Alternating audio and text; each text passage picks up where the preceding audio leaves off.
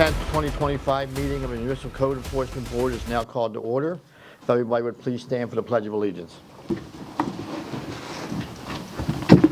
I pledge allegiance to the flag of the United States of America and to the republic for which it stands, one nation, under God, indivisible, with liberty and justice for all. Thank you. Ladies and gentlemen, the Municipal Code Enforcement Board is charged with conducting hearings to determine whether an alleged violation of the city code has occurred. Decisions made by this quasi-judicial board will be based on the evidence and facts presented this evening. Our meetings are conducted in accordance with Robert's Rules of Order, and each case will begin with the city presenting its evidence of the alleged violation. The respondent will then present his or her case. Both parties will have an opportunity to cross-examine all witnesses. The board members may question any witness. Comments by both parties must be relevant to the case. Persons wishing to speak will be given an opportunity to do so by the chair and must address the board from the podium after giving their name and address. Upon request, copies of materials submitted by staff are available for review. Board members are reminded to obtain permission to speak from the chair, and questions of the city should be directed to the attorney for the city. At this time, I'll ask all persons who expect to give testimony tonight to please stand and be sworn in by the city clerk. Ma'am, you going to be swearing in? Yes, ma'am. Please raise your right hand. Do you swear or affirm that the testimony you provide the board tonight will be the truth, the whole truth, and nothing but the truth? Thank you. Okay. Cases may be taken out of order, and they will be tonight. You guys want to mark up your agenda. Our first case will be case number 252911.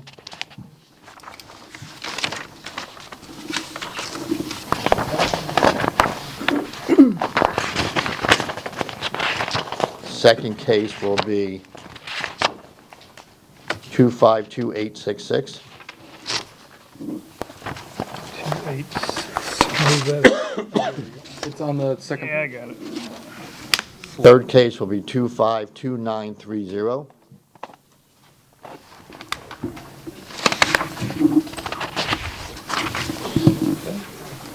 Fourth case will be 252829. And then Cheryl, we have a 2828. And then number 5 will be case 25-2828, and then we'll go back to the beginning and get the missing one. Okay? All right. At this time, I'd like to ask all board members if they've had any ex parte communications regarding any matters coming before the Code Enforcement Board this evening. If you've had verbal communications, please disclose the sum and substance of the communications, when and where the communications occurred, and with whom it occurred. If you received any written communications, please disclose the nature of the communication and provide a copy to the city clerk to be filed in the record. Starting down here. Have you had any ex parte? None. I've had none. I've had none. I've had none. None? I've had none. Thank you. Minutes of meetings. Everybody should have gotten a copy of the August 13th minutes. If anybody has any additions or changes or corrections, if there are none, I will entertain a motion to approve. Motion to approve. We have a motion and a second. All those in favor? Aye. Opposed? No nays. Motion carries. On to the first case, please.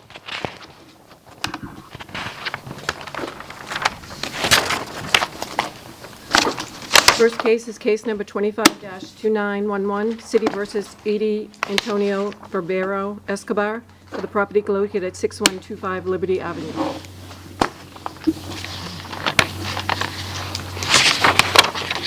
Morning, Chair. All right, good evening, Chair, board members. In this matter, the city is asking that this case be continued for 30 days till our next meeting. There are several issues with this property that may or may not result in additional violations. We are actually sitting down with the property owner and the representative, and if there are more violations, we'd rather they all come once rather than a bunch of piecemeal. So we'd just be asking for a continuance of this. Board, can I get a motion to postpone this matter until our next meeting? Sure. All right, so in case number 25-2911, we would, the violation is section 8-28-8-1.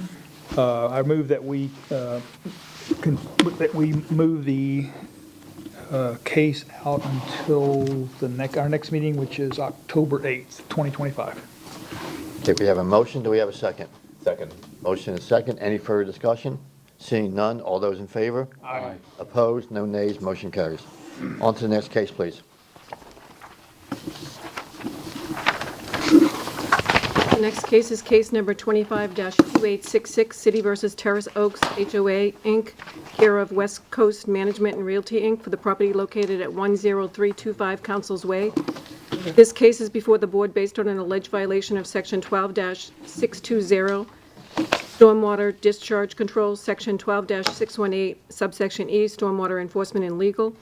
This case will be prosecuted this evening by Code Compliance Officer Doug Allen. The city has evidence that the notice of violation and notice of hearing were properly served. Thank you.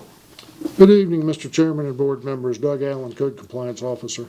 This case was originated by a citizen concern on July 16, 2025, of a damaged storm drainage system causing a depression from a collapsed pipe allowing soil or suspended solids to enter the city's storm system and causing a threat to the public safety and welfare. I went directly to a notice of violation NOH combination on July 17, 2025, and scheduled the case for the September Municipal Code Board hearing. I contacted the property management company and emailed them a copy of the notice of violation, notice of hearing, and posted a copy at the site. And a copy was also posted at City Hall in the electronic board for the 10-day requirement, and copies were mailed, both certified and regular mail, to the address of the owner of record. This time, I'd like to submit photographic evidence of the site taken by myself on July 17th and August 27th, 2025. We'll accept those. Thank you.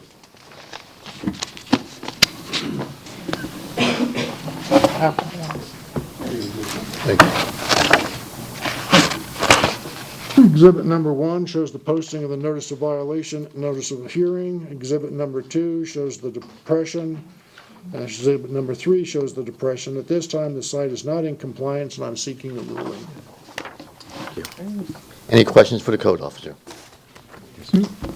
Yeah, so are you in agreement, the city's in agreement with the statement that this is a public hazard, or the? Yes, sir. Yeah, it's, the depression just keeps getting, was a ditch to begin with, and it just, obviously, there's either a hole or crack or something within the pipe, and more soil is being displaced, and it's creating little voids. You can see like a hole is showing up in there, and it's, yeah, and then the bank seems to be eroding. And so, In addition, just the fact that it's causing silt and dirt to get into also the city's stormwater system. okay. Any other questions? Rod? I wanted to ask, is this on the property or on the right of way of the city? No, it's on private property. On property, and what does it have? What is this purpose of this pipe there? Is that a pipe that I see in the? Yeah, it's a drainage collection pipe that goes from a basin into a pond. That's underneath the ground, correct? Correct, the pipe's under the ground. But there's a hole there. Can you explain that to me? Just Yeah, there's a hole in the pipe, and it's causing soil and things to go into the pipe Collapse. and and causing it's a the collapse. responsibility of the property owner. Correct. So it's not collecting anything from outside of the Community? the community. No, sir. Go ahead. We know what the pipe is? I mean, is it a pipe from It's a property, drain pipe. or is it a municipal pipe, or? No, it's not a municipal pipe, it's on private property. Stormwater pipe. Connecting a pond and Right, yeah, I thought I had, but yeah, it goes from a pond with a blowout to a collection basin, so it collects the water at one point, carries it roughly 100, 125, 150 feet to a, It's a pond. stormwater pipe, right? Correct. Yeah.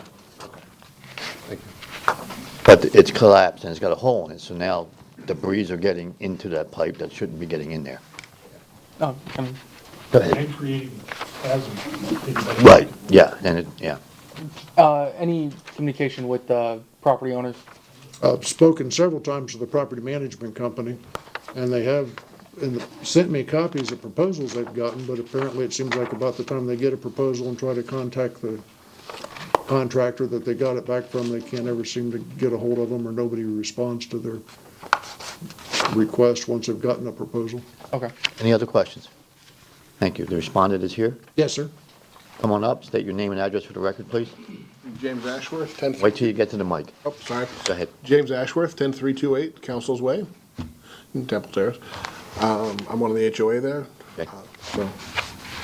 We are obviously aware of it, and we've been trying to get contractors, and I have a couple of invoices which the code enforcement has seen. He's seen as well, which are large from the companies that have actually showed up for it. Or You have invoices or proposals? proposals. My apologies. Yes, I keep saying that. And we would like a 60-day extension to try and, because we would need to pull the special assessment to budget for it. And we've been hit with a few different other proposals because we've had issues with our pool that we've been having to pay for and other things like that. So on top of that, this happened. So our funds Do were. you want to enter your proposals into the record?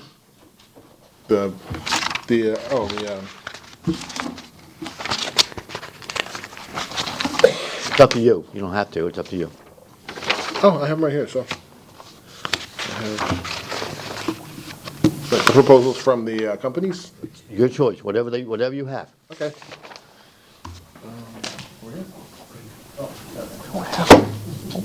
We don't have to. These are spare copies, or Yeah. We don't have to. I also have a copy of the financials. Like, we don't have. Oh, no. They were emailed to you, I guess.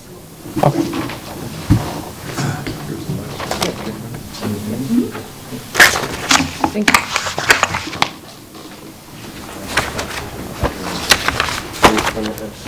Obviously, this is not the part. Let the chair know, Go back to the mic, please. I do have a copy of our financials, most recent financials. It's not complete because my my ink died this afternoon. If you guys would like that as well, It's up to you. If you want to enter them into the record, we'll accept them. okay.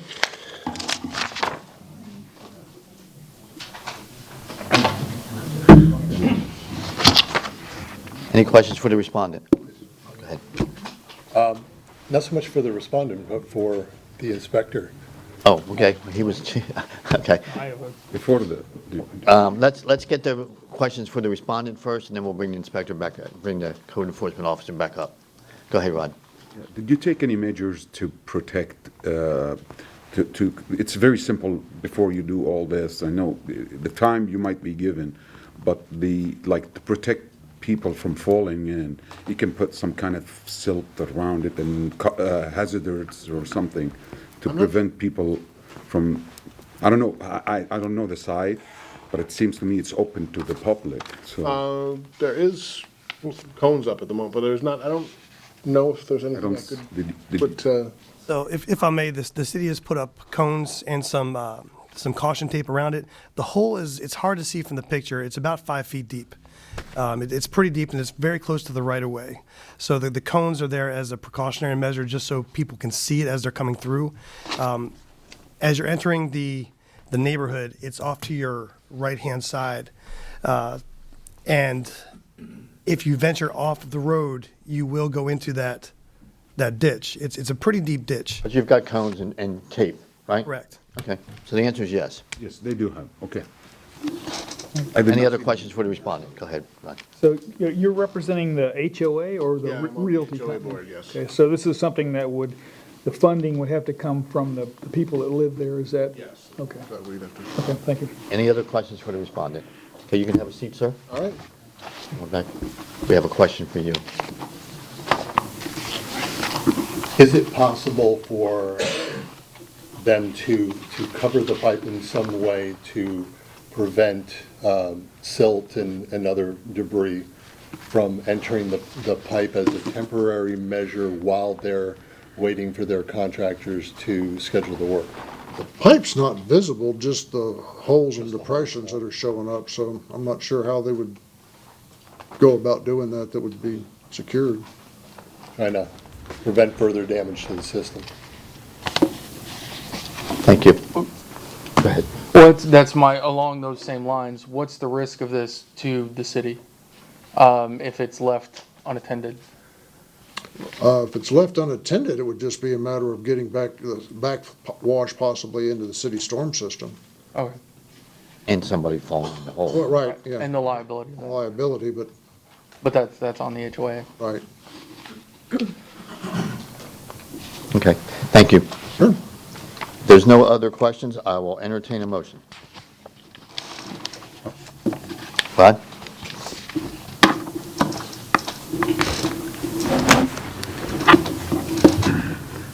In case number 25-2866, I move that the city has proven by the greater weight of evidence the following violation of the City of Temple Terrace City Code exists on the property located at 10325 Council Way, Temple Terrace, with the applicable code violation, Section 12-620 and Section 12-619, subsection E. This motion is based on the sworn testimony this board has received from the Code Enforcement Officer, Doug Allen, along with any other evidence, including photos, affidavit, and the notice of violation of which received and entered as part of the record of this hearing. I further move that this said violation be corrected on or before November 12, 2025. If the respondent does not comply with this order or on before that day, they are ordered to pay a fine for each and every day the violation continue past due set for compliance upon considering the following factors: the gravity of the violation, any actions taken by the violator to correct the violation, any previous violations committed by the violator. I move that the fine be $50 per day. We have a motion. Do we have a second? Second. Motion is second. Any further discussion? I Go ahead. I know he asked for 60. We generally like to see that progress is being made, and you're going to November. I wouldn't mind doing 30. And just seeing what progress has been made, just to make sure that we have something on the books that, assuming they come back. I agree with you at the beginning, but when I saw that this is a serious thing, and I asked about that, my main concern is he mentioned the backwash in the city, and endangering the life of people being around there. If they have some kind of protection, and this takes some time, so probably it's a major thing. I did not want it to just come back and just give another 30 days. Well, let's give him 60 days, and then we'll go from there. That was my gut feeling, Brian. I agree with you on certain situation, but in this situation, I kind of like. I just like to see the yeah. progress, that there's still effort being made. I think our code enforcement people will keep us informed. So. And they've got to do a special assessment, Yes. collect the money, and then pay. No, and I There's certain understand things, that. yeah. Again, I'm just voicing the opinion, that's all. Okay. No. Appreciate it. Thank you. Anyone else? Seeing no other comments, all those in favor? Aye. Opposed? Motion carries. Okay, so you've been given until November 12th to bring the property into compliance. If for some reason you can't bring the property into compliance by November 12th, you'll have to come back to see us that night, and at that point, you're welcome to ask for an extension. There is no guarantee you will receive one, but you are welcome to ask. Okay? Good luck. Thank you. Next case, please. Case number 25-2930, City versus River Park Community Association, Inc., for the property located at 7788 Rosewood Garden Loop. This case is before the board based on an alleged violation of Section 28.840, subsection E, subsection 1, calm buffers, good repair, and Section 11.120.9, sanitation, premises clean. The case will be prosecuted this evening by Code Compliance Officer Doug Allen. The city has evidence that the notice of violation and notice of hearing were properly served. Thank you.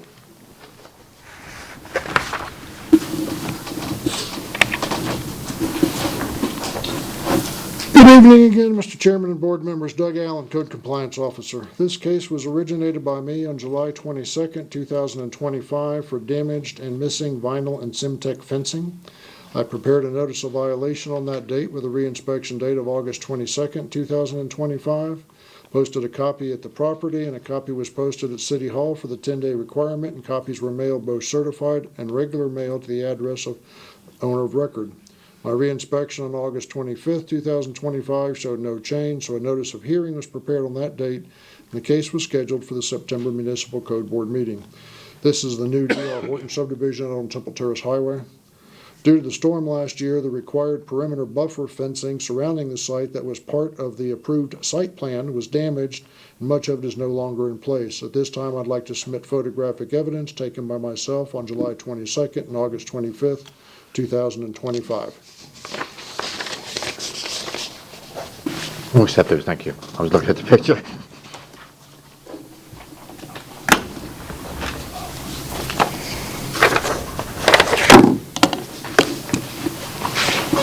Exhibit number 1 shows the posting of the note for the notice of violation. Exhibit number 2 shows the posting for the hearing notice. Exhibit number 3 shows some of the missing fence. Exhibits 4 through 5 show copies of the approved site plan with type of fencing noted. Exhibit number 6 is a letter from the Community Development Director, Greg Pauley, stating that a perimeter fence is required per the approved submitted site plan. The case is not in compliance, and I'm seeking a ruling. Could you go Yeah, back? did you see, I didn't see the, Yeah, could you go back to the picture of the actual, can you, What- what exactly is missing? yeah, I don't, There's no fence. well, Well, I see it, I'm looking at a fence. Yeah, it's a vinyl, it's supposed to be a white vinyl fence on the back side. Oh, of the okay. Dog park? That's a dog park, so on the back Okay. side of that, it's supposed to be a white vinyl fence Okay, surrounding the gotcha. property. That's what's missing. Roughly, I would guess, close to 700-800 linear feet of fencing missing. Okay. and sorry, You had a question? yeah. And was it ever, you're saying it It was installed and it The was storm- damaged? Yeah, the storm, one of the two hurricanes we had Okay. wiped it out.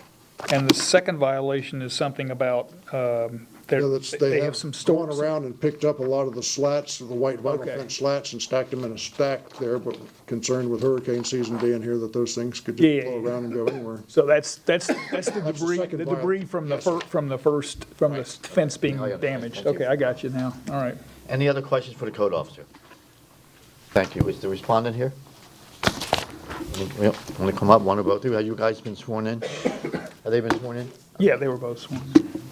My name is Niraj Chanda. I'm the LCAM, the licensed community manager of the association. That's Seifel, the board president of the association.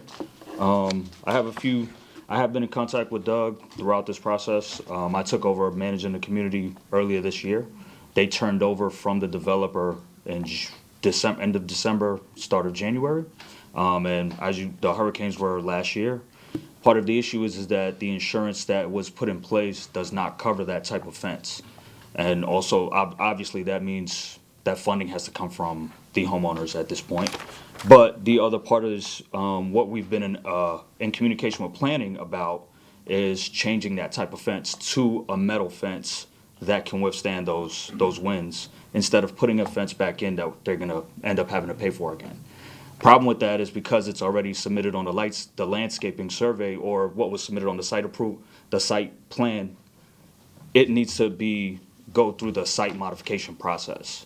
And I have communication here from me to Alyssa Livingstone from planning.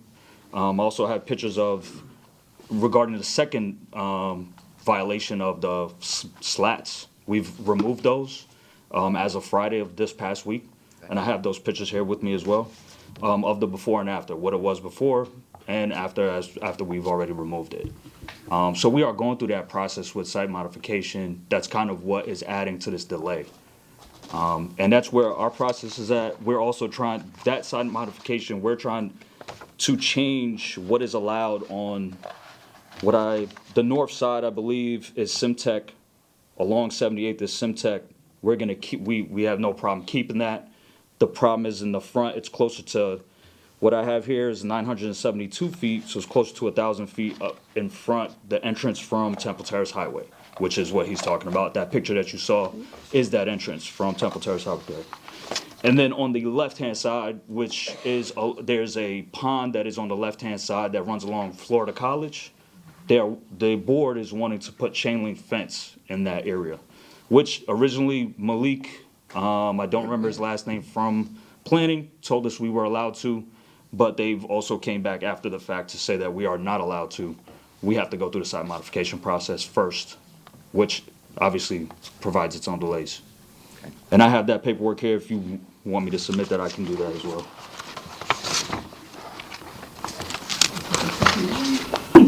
Any questions for the respondent?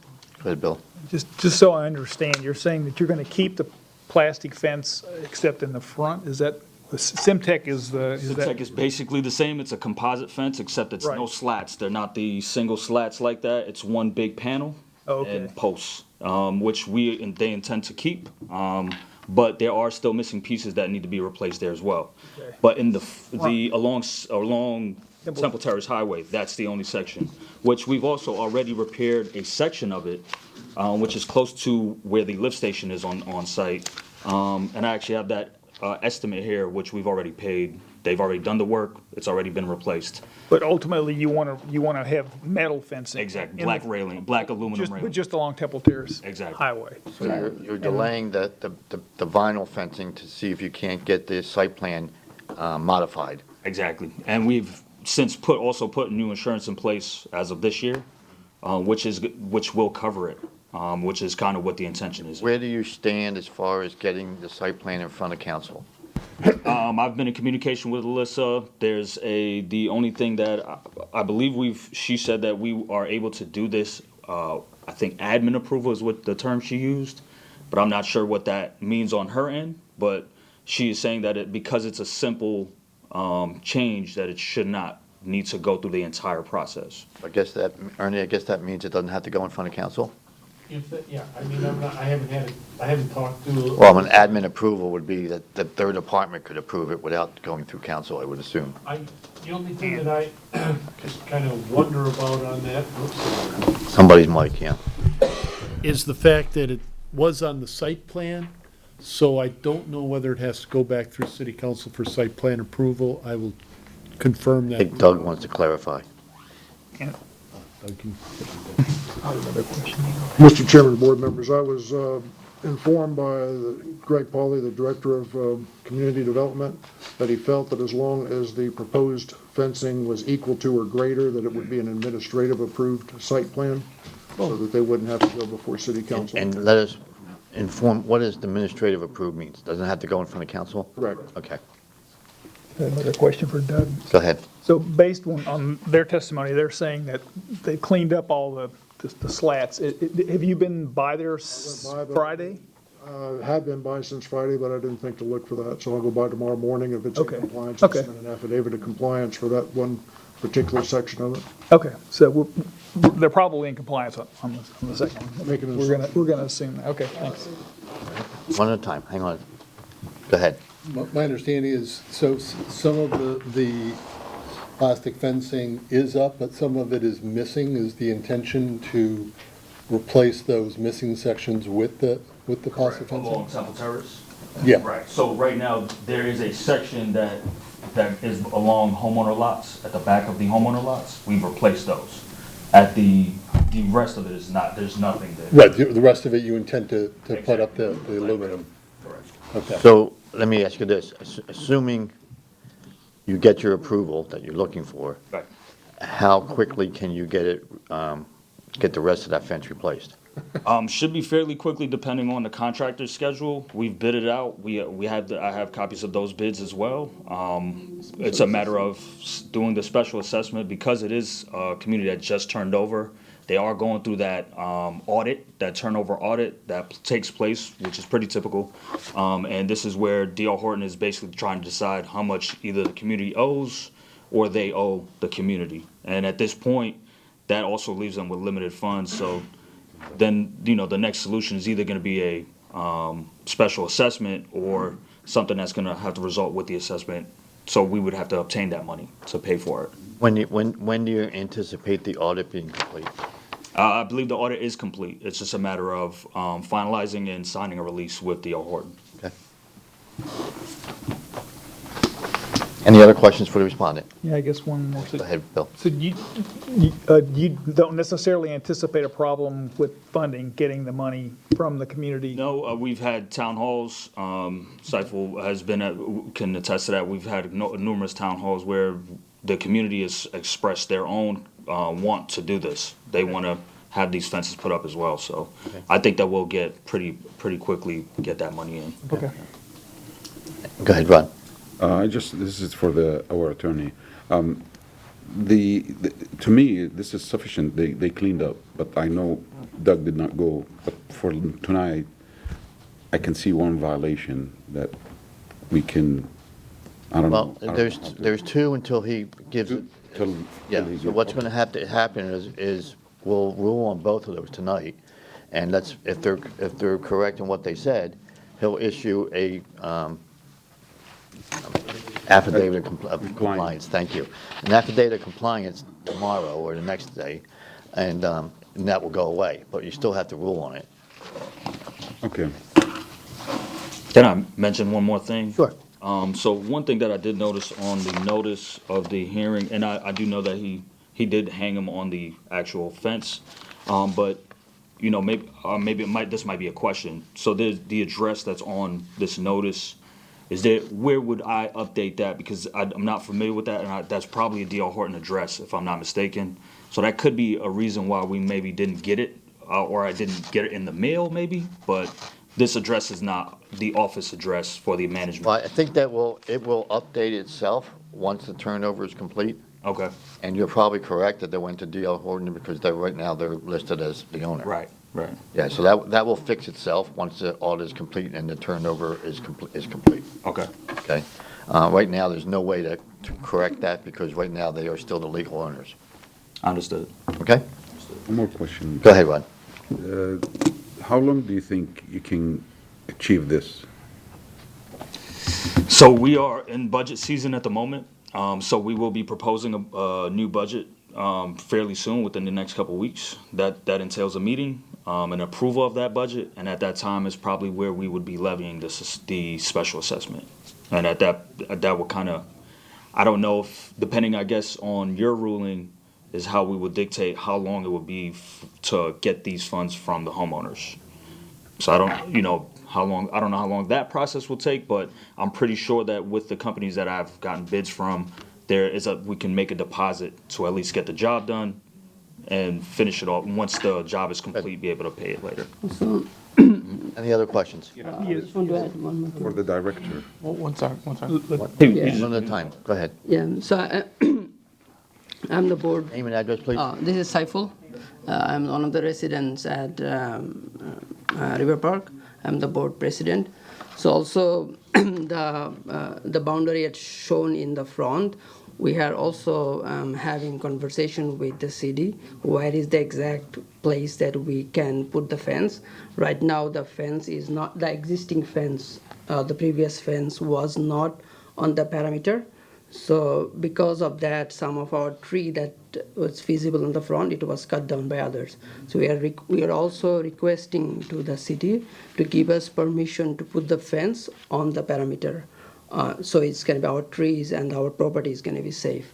And we are also planning to put a aluminum face that are more air resistant and hurricane friendly. So it's going to be both beneficial for the homeowners in the long run. Okay. Thank you. Any other questions? Go ahead, Ron. Our director. Hang on. Let them sit down. Let him come up. Or he can, Are there any other questions for the respondent? he can sit, he can stay. For the director or for the code officer? Okay. Okay, you have a seat, thanks. You go. Go ahead. Do you see any problem with this site that will prevent us from giving them 60 days and then we'll see what? I don't. They've been working very well with us so far. Excellent, yeah. I think so. I noticed that from also, they're doing a lot of the work before even the time. So, hopefully with 60 days, we never really give more 90 days, as Brian said, but, I'm just trying to think about the time, and I don't think it's endangering anybody and also give them enough time for the hurricane season to be over too. So. No, they've been working very well with us. Excellent, thank you. If there's no other questions, I'll entertain a motion. Anybody? Rod? I'll do it. Okay, thank you. In case number 25-2930, I move that the city has proven by the greater weight of evidence the following violation of the City of Temple Terrace City Code exists on the property located at 7788 Rosewood Garden Loop with the applicable code violations 28.840 subsection E subsection 1 and section 11.1209. This motion is based on the sworn testimony this board has received and from the code enforcement officer, Doug Allen, along with any other evidence, including photos, affidavit, and the notice of violation, of which you received and entered as part of the record of this hearing. I further move that the said violation be corrected on or before the date November 12, 2025. If the respondent does not comply with this order on or before that day, they are ordered to pay a fine for each and every day the violation continue past the date set for compliance upon considering the following factors: the gravity of the violation, any actions taken by the violator to correct the violation, any previous violation committed by the violator. I move that the fine be $25 per day. We have a motion. Do we have a second? A second. Motion and a second. Any further discussion? Seeing none, all those in favor? Aye. Opposed? No nays. Motion carries. So you have until November 12th to bring the property into compliance. If for any reason you can't bring the property in compliance by November 12th, you'll need to come back to here. At that time, you're welcome to ask for an extension. There are no guarantees that you will get an extension, but that's the time to ask for one. Yes, is there a set schedule for these meetings? Would it be a monthly? We meet, the November 12th date that you've been given is a meeting night. Okay? So, Second Wednesday of every month. but you have until November 12th. Understood. Okay? Appreciate it. But if something comes up, and, your contractor falls through or something, that's the night to come see us. Okay? Thank you. Next case, please. Case number 25-2829, City versus George Edwards for the property located at 7509 Willow Park Drive. This case is before the board based on an alleged violation of Section 12-763 tree removal penalty. The case will be prosecuted this evening by Code Compliance Officer Danielle Batt. The city has evidence that the notice of violation and notice of hearing were properly served. Thank you. Good evening, I'm Officer Batt with Code Compliance. This case this evening was initiated by me on July 14th, 2025 in violation of City Code of Ordinance.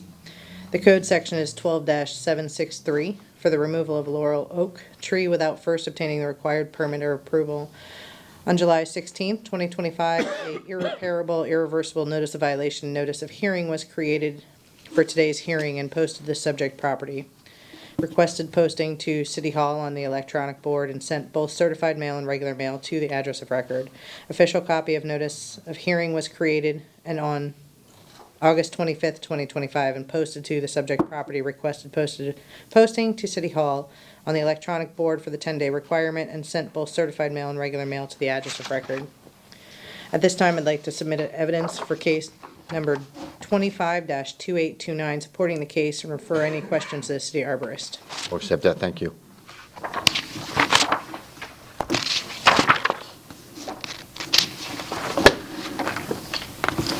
You'll find in that packet Exhibit A is a copy of the notice of violation, notice of hearing with affidavit of posting and photos issued on July 16th, 2025, and Exhibit B is going to be a copy of the official notice of hearing with affidavit of posting and photos on August 28th, 2025.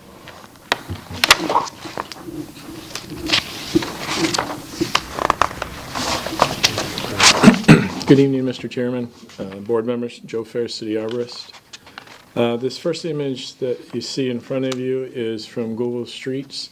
The highlight area is the canopy of the tree that was removed. The second image is taken similar angle. Oh, that's the, do you have the other one? Well, we can go. No, that one. So that's the one you see, the little bit of canopy there, that's a neighboring tree. So what was there is now missing. The other image was the side yard. Sorry, not, there we go. The lot is on a corner lot, so this is taken from the opposite street. So this laurel oak was a complete topping, which we've had this before in front of us, which essentially is just a full removal of a tree. So the remainder of what's there will need to be removed, and I'm asking for them to replant another tree, another canopy tree, minimum 3-inch canopy, or a 3-inch caliper, so we're probably looking at like a 45-gallon tree. I don't know the size of it because I haven't had the access to get back there to find out the DBH as far as any penalties go. Okay. Any questions for Joe or the code officer? Go ahead, Ron. This is require us to give a penalty for that? Or penalty? It's- Yes. Yeah, it's cut without a it's an permit. irreversible. Yeah. Reversible, Violation, right? Yeah, okay. And how did you figure out the canopy? As far as the size of the tree, I don't know the size because I've not been able to get in. It's in someone's backyard, so I haven't had the permission to go back there to determine the DBH of the tree. So, But your solution is a 45-gallon replacement. yeah, as our code requires a 3-inch caliper, so it's probably going to be a 45-gallon container tree to get close to that size. Okay. And then the remainder of that should be removed, because again, once you do a topping, that's essentially removing the tree. Any, Yeah. any rough idea, what does a 45-gallon tree cost? I mean, rough ballpark number. I mean, what does the city, if the, We usually do 15-gallon trees, so that's not, I'm not, I don't usually do that large of trees.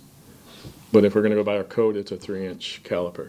And it's probably gonna be closer to 2.5 inch in a 45-gallon, but that's close. Cost, I really don't know. Not sure. Any other questions? Is the respondent here?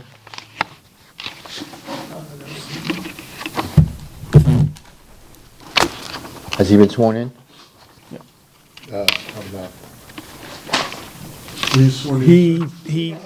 yeah, He has been, yes, he's been sworn in. Step up to the mic, please. Name and address. George Edwards, 7509 Willow Park Drive, Terrace. Yeah, this tree,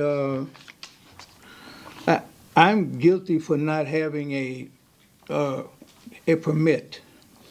Not for cutting this tree, and I didn't cut the tree down. I had to cut the top out of the tree because the wind from the hurricane had blown the tree over into that backyard that you saw the picture of. And there are children back there. And for the sake of God, it fell over and it didn't hit any of the kids. They play in that yard back there. It's a huge limb from the tree that was damaged.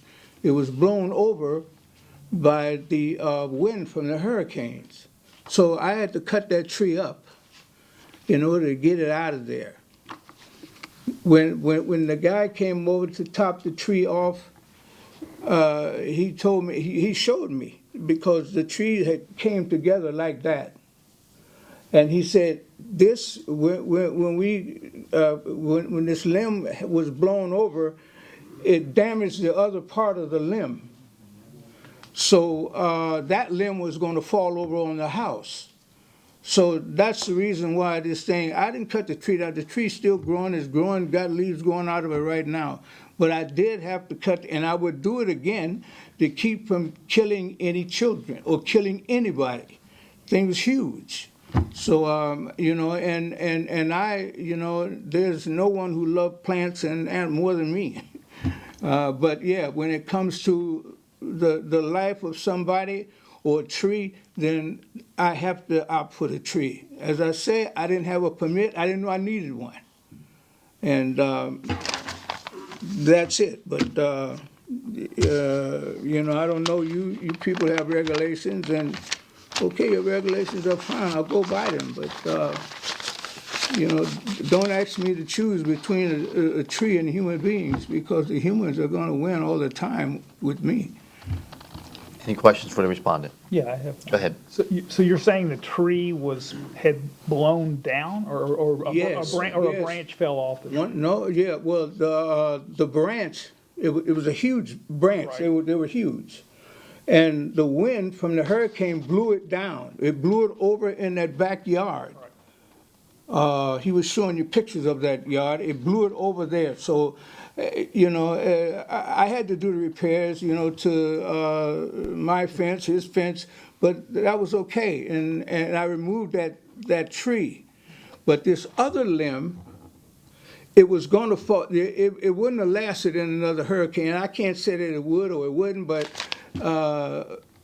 chances of it going through another severe hurricane as we had, it wouldn't have made it. And it would have fell over on a house. So, and there's people living in the house. Okay. Any other questions? Go ahead, Rod. Do you agree with Mr. Ferris to remove this tree completely and replant one that maybe grows a little better, as the city mentioned?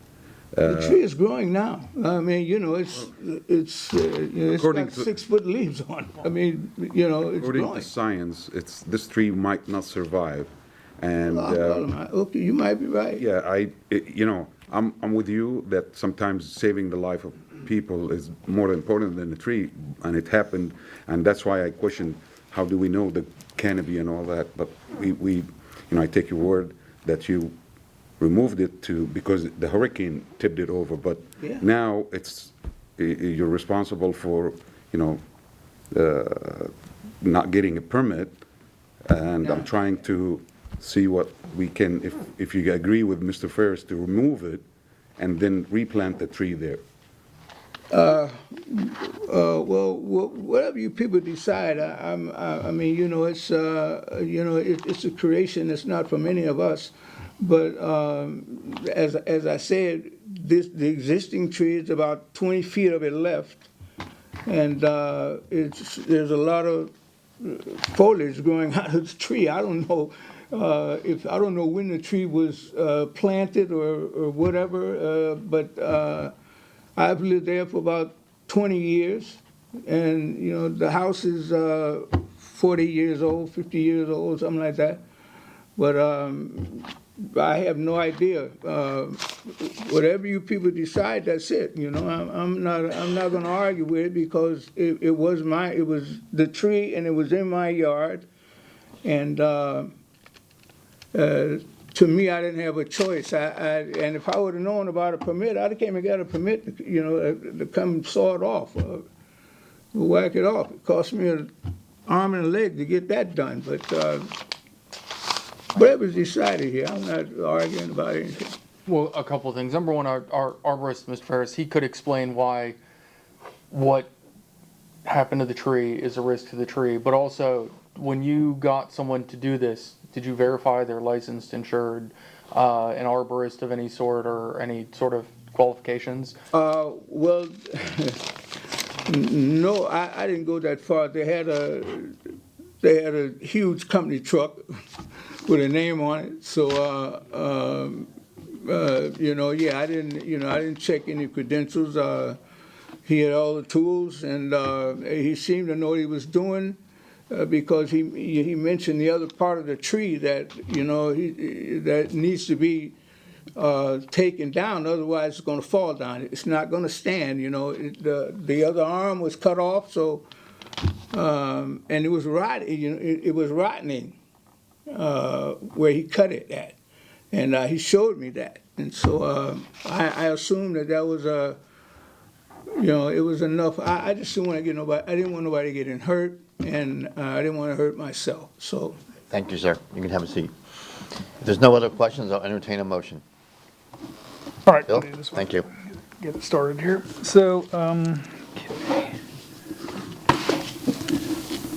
in case number 25-2829, I move that the city has proven by a greater weight of the evidence the following violation of the City of Temple Terrace City Code exists on the property located at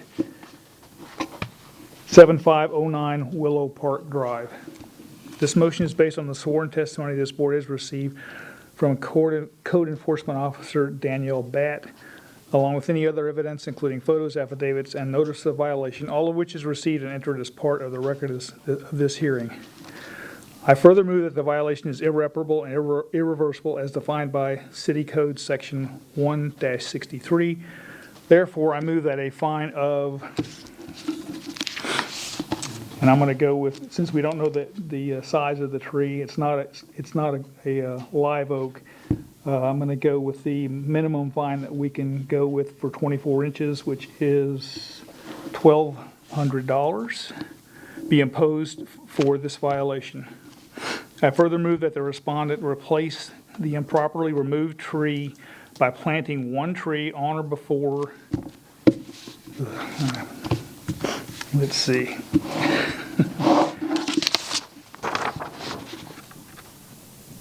I guess we'll go with October 8th, 2025, 30 days.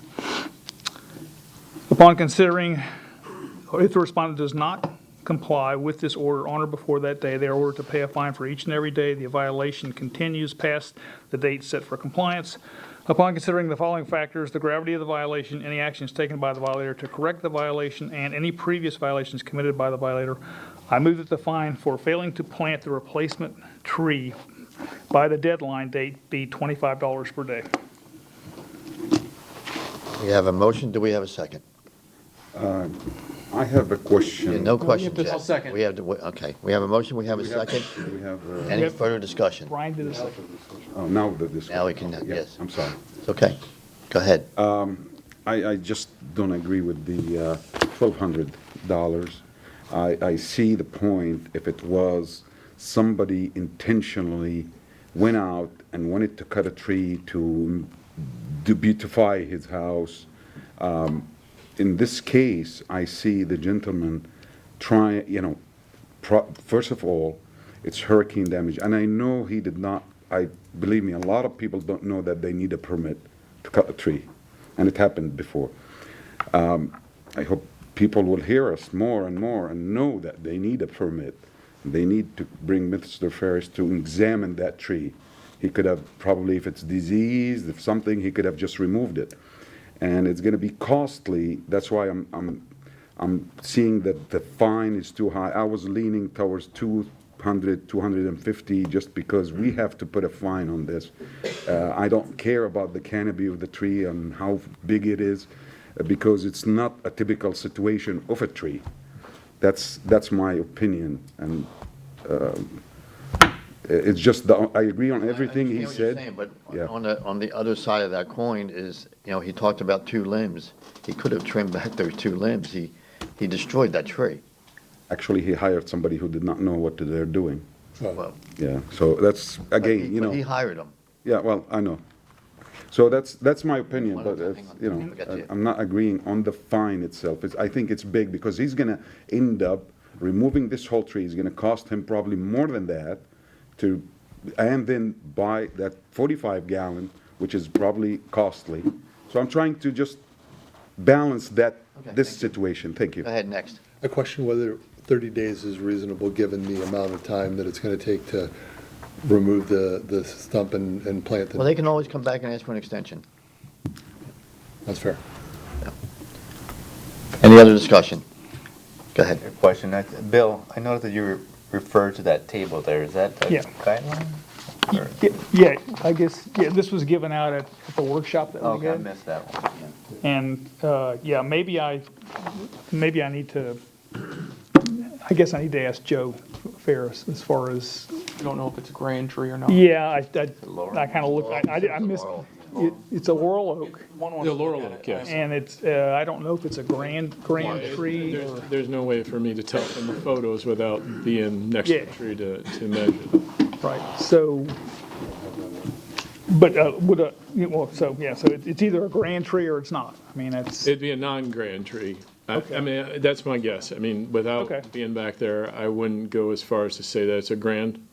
I would say it's probably under that, but it's just kind of, there's no way to guess the diameter. yeah, not without getting back there. But from the images, it doesn't appear to be a grand. Okay. Yeah, so I need to revise that, the fine, If for you want sure. to, yeah. Yeah, I think it's fair. Okay. it's not a grand tree, so. Okay, go. And I looked at the wrong chart. Revise your motion. Looked at the wrong chart. So, without knowing what the size of the tree is, it looked like it could be, it was a fairly sizable tree, so I'm gonna guess and say it's at least 12 inches, so I'm gonna revise my fine to be $300. Okay, we have a motion, we have a revision. Whoever seconded the first motion I'll re-second that. is now resecond. Any further discussion?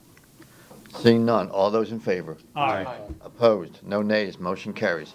So, sir, you've been fined $300, and you have to plant a 45-gallon tree in the place of that tree after you get that tree removed. You understand? Yes. Okay, thank you. If for any reason you can't have all of that done by October 8th, you can come back here on that evening, and we'll be meeting again, and you can ask for an extension. There is no guarantee you will receive an extension, but you can ask, okay? Next case, please. Case number 25-2828, City versus Kenneth D. Williams and Linda Darlene Williams for the property located at 7616 North Sanibel Circle. This case is before the board based on an alleged violation of Section 12-768. You guys can have a seat. We'll call you up when we're ready.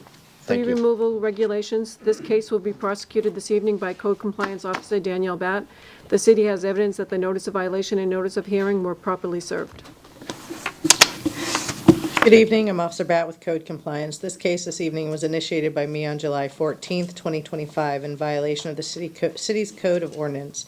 The code section is 12-768 for the trimming of a live oak tree in areas exceeding 10 inches in diameter without first obtaining the required permit or approval.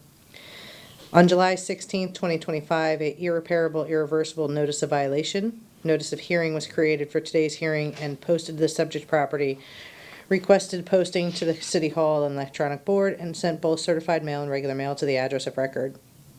Official copy of a notice of hearing was created and on August 25th, 2025, and posted to the subject property, requested posted in City Hall on the electronic board for the 10-day requirement, and sent both certified mail and regular mail to the address of record.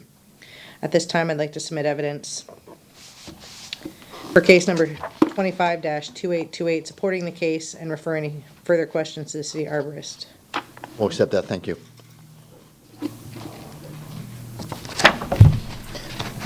Any questions for the code officer? Exhibit A is going to be a copy of the notice of violation, notice of hearing with affidavit of service and photos issued on July 16th, 2025. Exhibit B is going to be official notice of hearing with affidavit of posting and photos on August 28th, 2025. So I do have a question. Hang on a second. You have a question for the code officer? Yeah. Okay, go ahead. So I noticed that it's a slightly different violation, and this is tree removal regulations, and that's more, this involves like taking a branch off? They actually took the entire top off, and Oh, the city's arborist will be able to explain it further in detail. okay. Okay, thanks. Good evening, Joe Ferris, City Arborist. Go ahead. So as you can see in the photos, it's another topping of the trees. So I have two of them completely topped. So again, remainder of the tree should be removed and replanting of each tree. In this situation, as the previous one, and again, a reminder on topping, that's essentially, as I said, removing the tree is not going to come back. You will get some greens that will come out of there. That's the water sprouts, or what they call suckers. It's just from the tree stressing itself, or being stressed out from the entire canopy being removed. Eventually, what's left will eventually rot and fall. Okay, is there a significant difference between section 12-763 and 12-768? Can I say, I'd have to refer to Ernie on that one. I have it right here. Okay, let Ernie find it.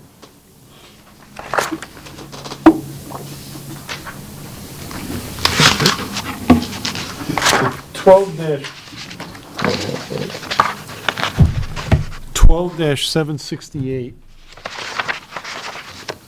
which is what's been cited here, is the requirement for a permit. And basically says no protected tree shall be removed without first obtaining a permit from the city. Did we determine whether this is a protected or a grand? Protected, but I'm not sure on the size, so I So we'd be would going again with. probably, and looking at that image, I don't think it's quite either one of them are grand size. The 12-763 is the need to replace. Okay. Is the replacement violation. Okay. But 768 this doesn't require replacement? Yeah, I'm not sure, So, notice a violation on this one? Were they both cited, they just didn't get on the agenda? Could be a type. Got on mine. Exhibit, get all the way around, or was it? No. Oh, here it is. let me see. Looks like a typo. I only see the one notice on it. There's a 3.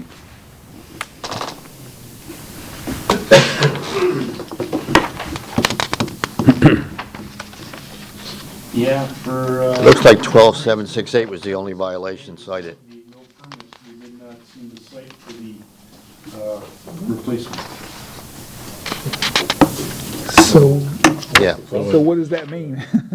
Well, it means right now we can't find them in violation of failing to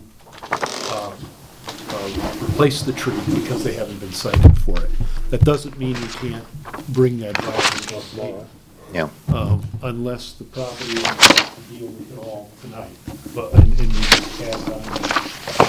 Otherwise, we would be citing them. But we wouldn't be allowed to make that requirement, really, would we? Yeah. Tonight, you mean? Yeah. Correct, unless they. Unless they volunteer. Okay. Otherwise. Because the remedy is to get a permit, which they can't do because it's irreplaceable or irrevocable. Go ahead. The reason being it was brought under that code section was the simple fact of in the very beginning, we didn't have full access to see the trees actually cut to the extent they were. Okay. And that's at the same time as we were creating the notice of irreparable, irreplaceable. Based on, we could only see very minimal at the top From the road. Right. from the roadways. Where There's no way for them to get a permit because you can't get a permit for what you already did. And upon my first inspection and dropping off that notice of violation, notice of hearing, he actually met with me and was gracious enough to walk me to his backyard where I was Okay. able to access it. Okay. And I mean, on this, we can advise them that they will need to replace, otherwise they will be hit with the Get another violation. violation, yeah. And what would they need to replace it with? 2 3-inch 2, 3, caliper 2? trees. Okay, just like the last one with Yeah, 2. just like the last one. Okay, because 2 trees are involved. Yeah. Okay. Or would it be better to postpone this until the city, Do it all at once. now that they have all this stuff, all the information to, I think, let's hear from the respondent, then we'll make a decision. okay. I'm a little confused on this. Well, we'll try to straighten it out for you. I wasn't sworn in either. If I need to be sworn in. You weren't sworn in? Okay. No, he wasn't. Hang on. Anybody else that needs to be sworn in before we're doing it? I will stand and. You can raise your right hand. Do you swear or affirm that the testimony you will provide the board tonight will be the truth, the whole truth, and nothing but the truth? I do. What case are you here for? Okay. Okay. Floor is yours, sir. No, well, I'm just, let me see how I get started. I had to cut the tree, the limb off the tree, because I done did limbs from my house a few times, every time we have a storm. So, on the last storm, the tree fell on my patio and my fence, and messed up my patio and my fence. So when the storm, the last storm that was coming through, and I'm looking at the trees and I'm looking at the limbs, I'm like, no, this thing, I need to cut this back because it's going to fall back on the house. So I end up getting got this Albert and Ellis tree trimming, had them come over and they check it out. But I knew that you had to have a permit. They had a tree cut down. I never knew anything about having a permit to trim the leaves, the limbs off. So I got, like I said, some pictures here from where the trees fell on my patio and on my fence from the storm before. So that's all I was just trying to just cut the limbs back from falling on the house. Did you want to submit those pictures into evidence?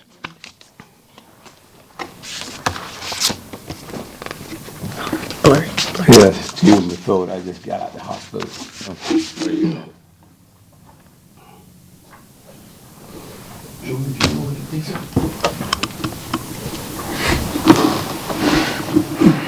Yeah, I didn't know nothing about it.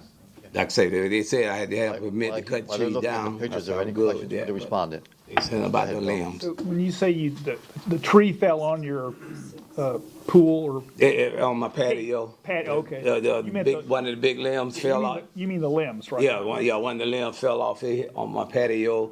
The other one fell on my fence. So that's why when I seen the storm and I'm looking at the limbs and stuff, I said I need to get these cut down before hurricane season start again, cause I can see that coming down. And like I said, I got the people to do it. They ain't said nothing about this diameter of the tree limb, how far it got to be cut. Only thing I know is I had to get permission if I wanted to cut the tree all the way down. Nothing about cutting the limb off. They didn't tell me nothing about cutting the limb. And it didn't occur to you that you might cutting the major limbs like that off would probably kill the tree, right? No, I had no idea. Excuse me.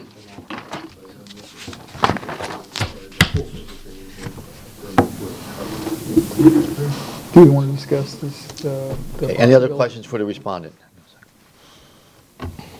You can have a seat, sir. Thank you. So let me just explain to you what's going on. So if you, did you want to say something, Ernie? Well, I'll wait, let me do this first. Let me Okay, ask that's fine. A couple of questions that might help you out as you look at Okay. these photographs. Mr. Ferris, as you saw the photographs, would you still, if you had been called out, would you have still required a permit to remove the tree? Yes, a permit for the tree and the full removal of the tree.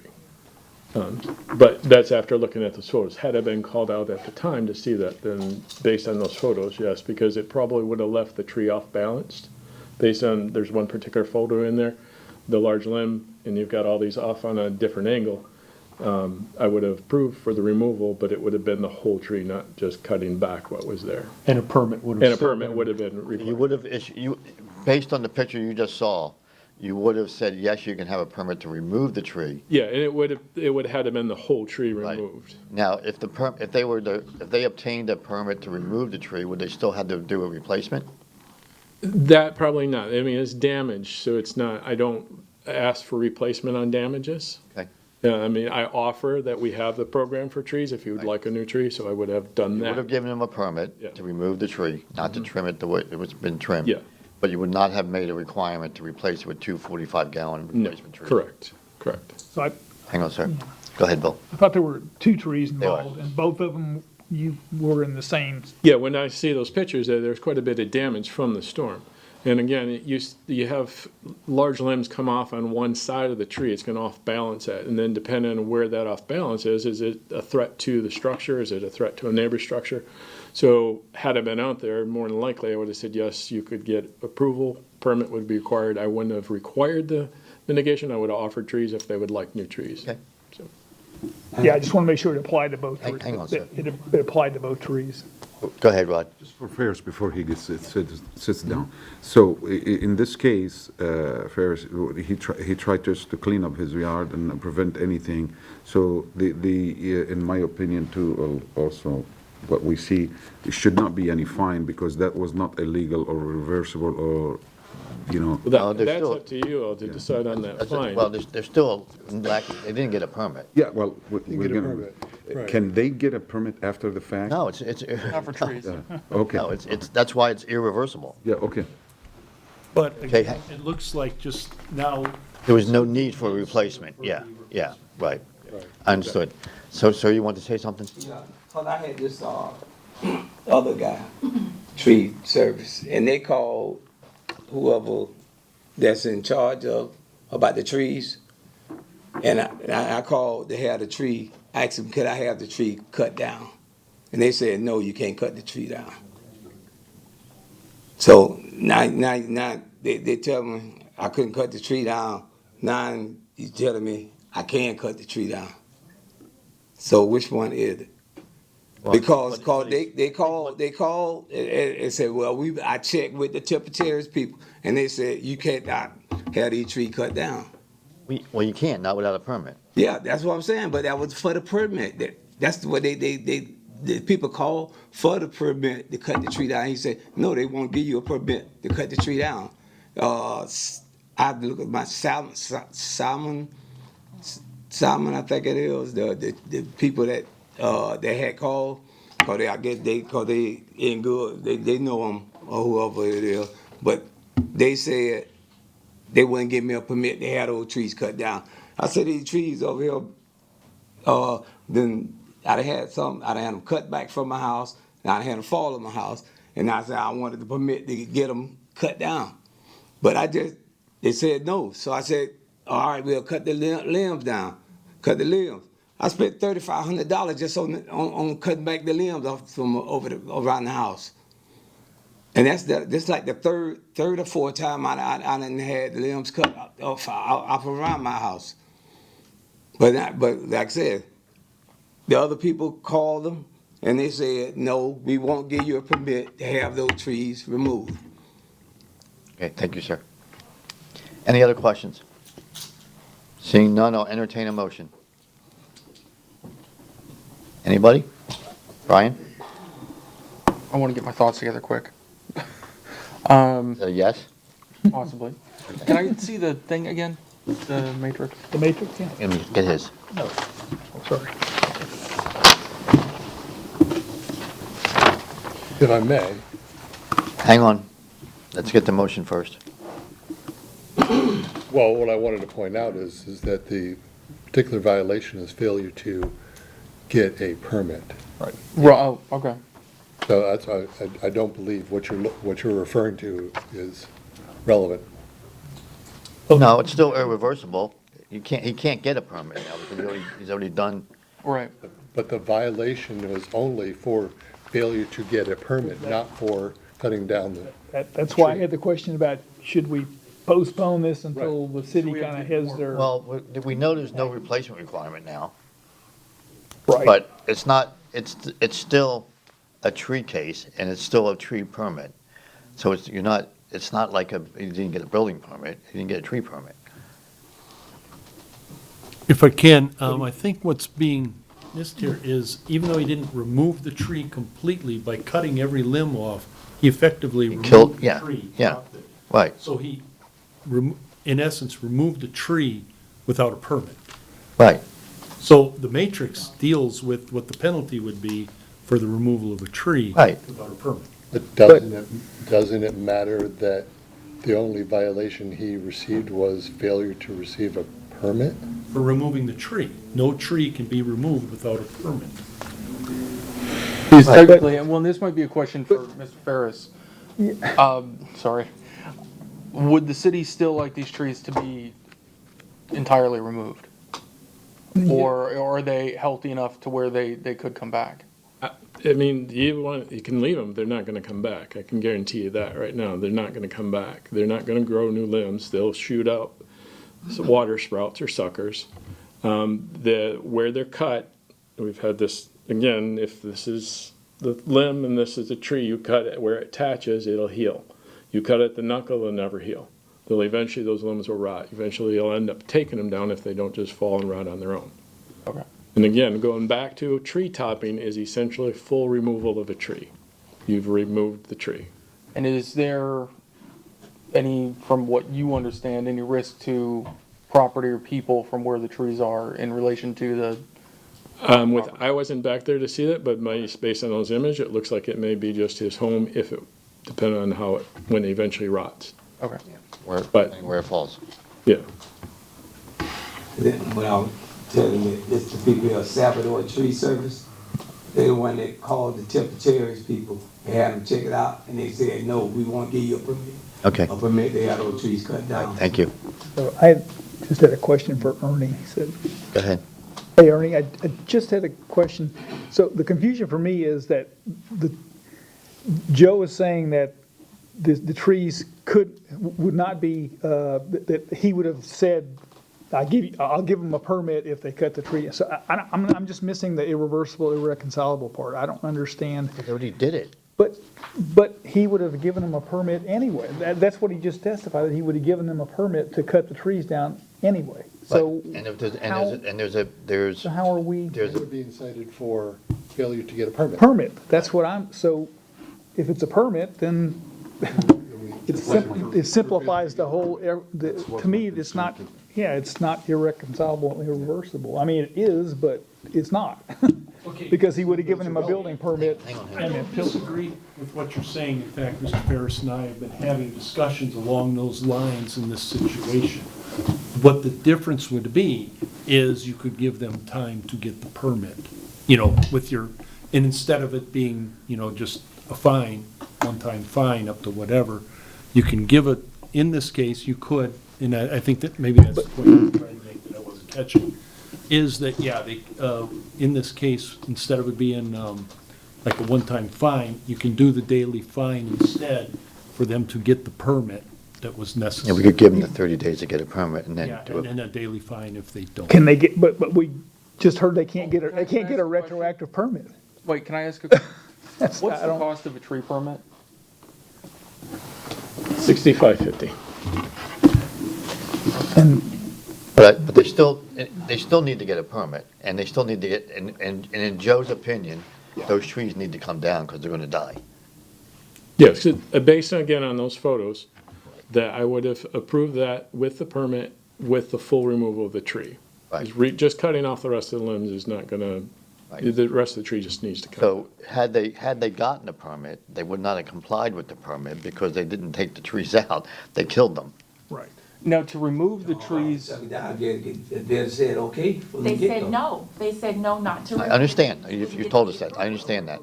So how is he gonna approve to remove it? The only thing there is, I don't understand. You get what I'm saying? I don't know who you would have talked to, because you didn't have that conversation, the tree cutting service. So it's hearsay. They told you they had that.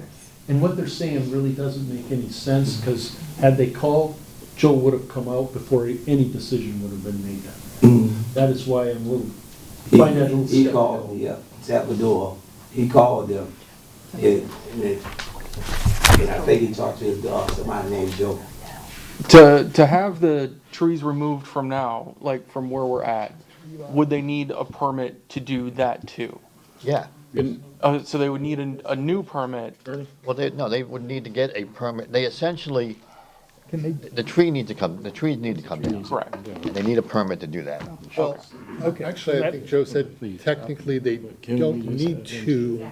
Because they're removed at this point. Well, that's a different conversation. In their current state, they don't need to come down, but. They will eventually. Will eventually, but right now, they're not by code required to come down. We had a previous case just like that where we left it in place. And the guy was gonna do some carving on it or something, some decorative. Make a bear out of it. Hang on, okay. Totem pole. Let's get back to business here. Okay. Yeah, I would like to make a suggestion based on those photos and what like I said, if the situation been that I'd seen those, I would have said remove that. So I'd like to make the suggestion, we ask them to get a permit and they remove the remainder of the trees. And then we're done.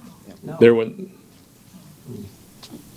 Because you just said they don't have to be removed right now. Isn't that what was just stated? You said they didn't have to be removed I said right the now. trees aren't gonna survive. Right. You cut completely top the tree, Right. completely top the tree, the Right. trees will not survive. Right. They will die. Right. So you're gonna end up having to remove them to begin with. Right. If it had been at the time that I was called out there and I looked at them and I said, yes, they could come down, it would have been all of the tree, not just topping them. Correct. Because topping is the only tree type cutting that is prohibited by our code. Just, it's not allowed at all. So what I'm offering is that you get the permit to remove the rest of the tree, as opposed to them coming up with a fine for the irreversible, irreplaceable. Because when you do that, the tree isn't coming back, so it's irreversible, irreplaceable. But I thought right now, correct me if I'm wrong, that we were looking at us being possibly fined for not getting a permit prior to cutting the tree. Yes. Isn't that what we were talking about? Yes, and So, now I'm you just making stood there previously and stated that it did not, yes, it's not gonna come back, because of how far down it was cut, but it did not need to be removed as of right now, this very day. No. So now we're gonna go forward and say it has to be removed? No, I said it needs to be removed. It needs, but it didn't have to. It That's needs what to- I'm just asking. It needs to be removed. That's, So Okay, now it needs we're not gonna go back and forth here. The gist of this is, you should not have done what you did without a permit, okay? So now it's an irreversible violation, okay, because you killed the trees, okay? And what he is suggesting is, which he's actually doing you a favor, you don't realize it yet because you haven't seen what the fine might be, is that rather than impose a fine, okay, he's asking us to say, you have to go get the permit and take the trees down. Otherwise, you would be fined and you still have to take the trees down. So, Well, and at the end of the day, the other problem is we probably should have cited it as a 12-771, which says topping of any tree is prohibited, which would be irreparable and irreversible. well, either way, it's So we're irreparable. given, I mean, the point is What they're we're offering suggesting them a is good opportunity to your here. favor. What's that? What we're suggesting talking is to to their the- favor. What Joe has suggested is doing you a favor. Now, this board hasn't made a motion yet, so anything can happen. But what Joe has suggested is doing you a favor, okay? Because the alternative is a fine, and you end up having to take the trees down anyway. So, No, we're done. There's no more discussion. No, you can ask him after the meeting. Because we're the ones having to pay. You get I understand. what I'm saying? So I feel like we should make sure we understand before we walk out of here tonight with clarity. That's all I'm saying. now, what you're looking at is 2 trees? yeah, it's one permit for those 2 trees, $65.50 is the cost. If that's not what you want to do, then they're going to put a fine. That could be $200, $300 per Yeah. tree. So I'm offering you the $65 to get the permit to remove the remainder of the trees. I'm not asking you to replant anything because they were damaged from the debris that I saw in the photos. So that's the option right now. So, I mean, $65.50 would be probably your best route. Okay. Thank you for clarity. Any other That's all we questions? were asking Oh, from you're the welcome. beginning. Yeah, Thank you. sorry I it appreciate was- that. No, yeah, it's a lot- okay. there's a lot It's of because moving when the parts, money's coming yeah. from our pocket, we want clarity I and feel totally that we understand. are owed that. I totally- Any other questions? You're welcome. Seeing none, I'll entertain a motion. Brian? Yeah, in case number 25-2828, I move the city has proven by a greater weight of the evidence the following violations of the City of Temple Terrace Code exist on the property located at 7616 North Sanibel Circle. Applicable code sections 12-768. This motion is based on the sworn testimony this board has received from the code enforcement officers, along with any other evidence, including photos, affidavits, and the notice of violation, all of which is received and entered as part of the record of this hearing. I further move that the violation is irreparable and irreversible, as defined by City Code Section 1-63. Therefore, I move a fine of $65.50 be imposed. Well, it's not a fine. The cost of the permit. No, because they still gotta get a permit. So the motion should read, So no fine. no fine, but they have to get a, Require a permit. Okay. So let and me- remove the trees. I further move that, let me fix that. I further move that the violation is irreparable and irreversible as defined by City Code Section 1-63. Therefore, I move no fine be imposed. However, you must get a permit to remove the trees and then remove the remainder of the trees. I further move that the respondent that one is not. No replacement. No replacement, sorry. If the respondent does not comply with this order on or before the day that they are ordered to pay for the violation, upon considering the following, well, actually, none of that applies to this. So I would say all of this should be done, because we're looking for the deadline date of, we'll say 60 days. November 12th of 2025. Okay. Does everybody understand the motion? Yes, I think so, yeah. I think, yeah, that was a, Did you, I'll explain it to you in a minute, okay? So we have a motion, do we have a second? Second. We have a second. Any further discussion? Right, one at a time, starting at this end. Any, Rod? I like this motion because it's really fair. However, I would like him to also understand, not also because the trees are good, the city gives away free trees. If he wants to remove them, Yeah, we'll get to then, that. you know, We'll get to that. just replant. Anything else to say? should there be a fine if it's not done? Yes. So I would need to amend my motion. I wouldn't think so. No, because they have to have it done, so if they don't have it done, Then they come back and then we fine them, oh, okay. right? Or we can just put the fine on and then we're done. Well, you don't know what the fine is. Well, that's, I would have to amend No, my you motion. could- I mean, there's a couple, hang on a second. There's a couple ways that could be done, and Ernie's gonna educate us, I guess. Well, I'm not going to educate, I'm going to make a suggestion, the same suggestion, in light of how, we're asking them to get the permit. Right. I'm suggesting we continue this case a month. If they can get the permit within the next month, and cut the remainder of the tree, we'll just dismiss the case because of what we found out tonight, rather than trying to enter kind of an order that seems a bit complicated. I'd rather try, because again, I'd like to give them the opportunity to go ahead and get the permit in the next month, pay the $65.60 to get them both.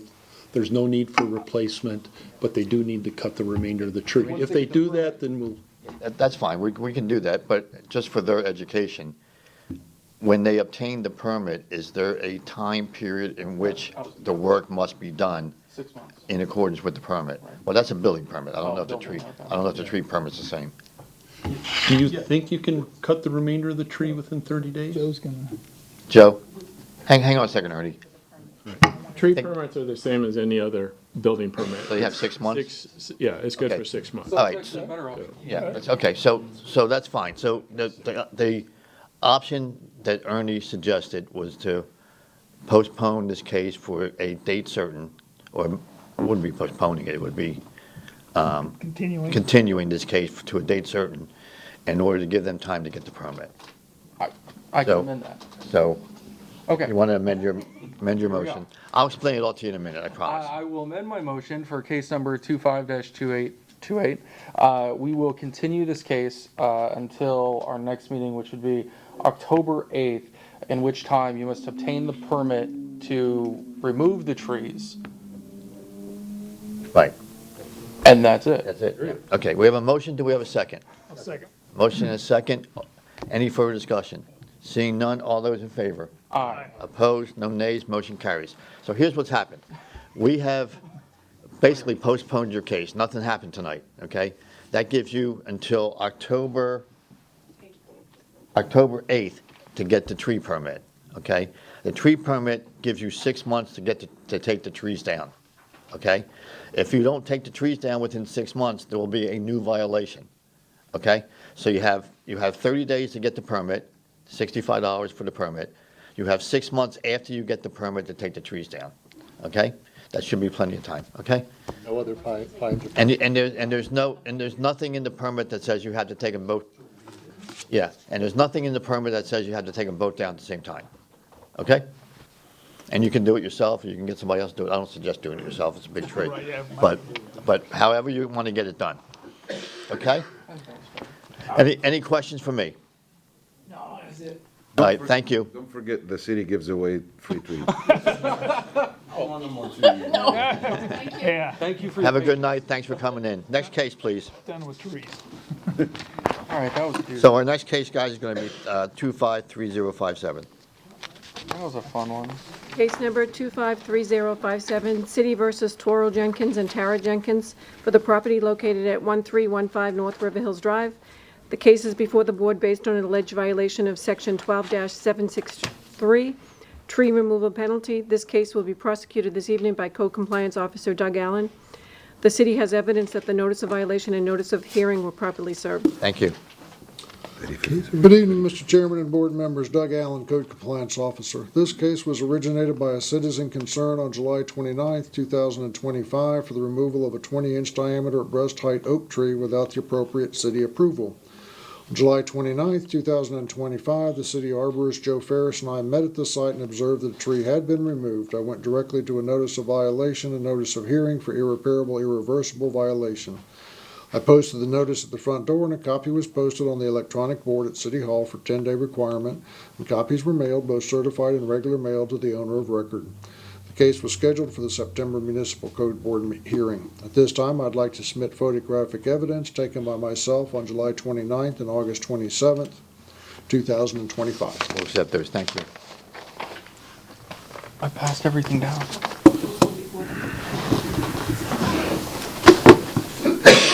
That's a total removal. Exhibit number 1 shows the notice of violation, notice of hearing, irrevocable, irreplaceable posting, and exhibit number 2 shows the remainder of the 20-inch oak tree. And Mr. Ferris isn't here to answer any questions. Well, you just stepped down. There he is. I'm sorry. This is, Hang on a second. Any questions for the code officer? Yeah. Go ahead, Bill. Are we talking about one tree? Well, wait, one at a time. Bill, go ahead. Do you happen to know what type of tree it was? What type of oak tree? But when we got there, all we saw was the stump. Joe may know, yeah. Okay, you had a question. Well, I see two stumps in the foreground, but I also see some stumps in the background. So how many trees are we talking about? One.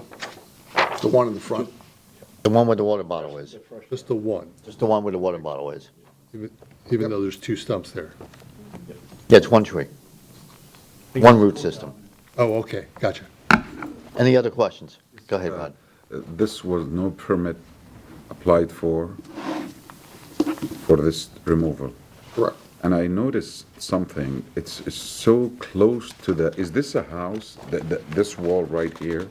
Is this a house or is it a fence? Yeah, no, it's a house. So the actual house is actually, Screwed. it's about, what, 3 feet away? No. No, I'd say about 10 probably feet. Maybe eight to 10 6? feet. It's like about Yeah, 5 to 10 feet away. Yeah, just, that's what my question is, if it's too close to the house, I think. Well, it doesn't matter. Yeah, I know, it's. It's not pertinent to the discussion. Any other questions? Thank you, sir. Did you guys want to approach? Here you go. What about, Oh, Joe, I'm sorry, Joe. You stepped out, so we forgot about you. Joe Ferris, City Arborist. Okay. So when Doug and I were called out there, the trunk was still there. Based on the bark, it was a laurel oak. And after talking to the owner, if you can see, there's this depression there in the yard. Yeah. So that erodes even wider right down to the river. So, again, he didn't call to get approval for the permit. After seeing that yard and where that tree was located, it would have been one of those that, yes, permit would be approved, or it would have been approved for removal and permit due to his erosion. We had a long conversation. He's in the process of having a contractor for seawall Seawall, yeah. installed, so it's going through all the permitting process through the Port Authority that controls the river for review before it comes to the city for permitting. Because he has a major issue with that the image doesn't really quite show how drastic he's had erosion. Okay. And if I'm not mistaken, weren't the other two trees storm related? Yes, sir. Yeah. So those two that you see in the background were from Milton that had to come down due to Milton. This one being closer to that erosion and issues going on, it would have, because he's losing a lot of yard right now. Had they called, you would have given them a permit. Yeah, so it's essentially, it was the lack of the permit. Right, okay. So, similar situation. Yep, gotcha. Well, except that they actually did take the tree down. Yeah, yeah. Okay. Name and address, please? My name is Taro Jenkins. Tara Jenkins. We live at 1315 North River Hills Drive in Temple Terrace, Florida.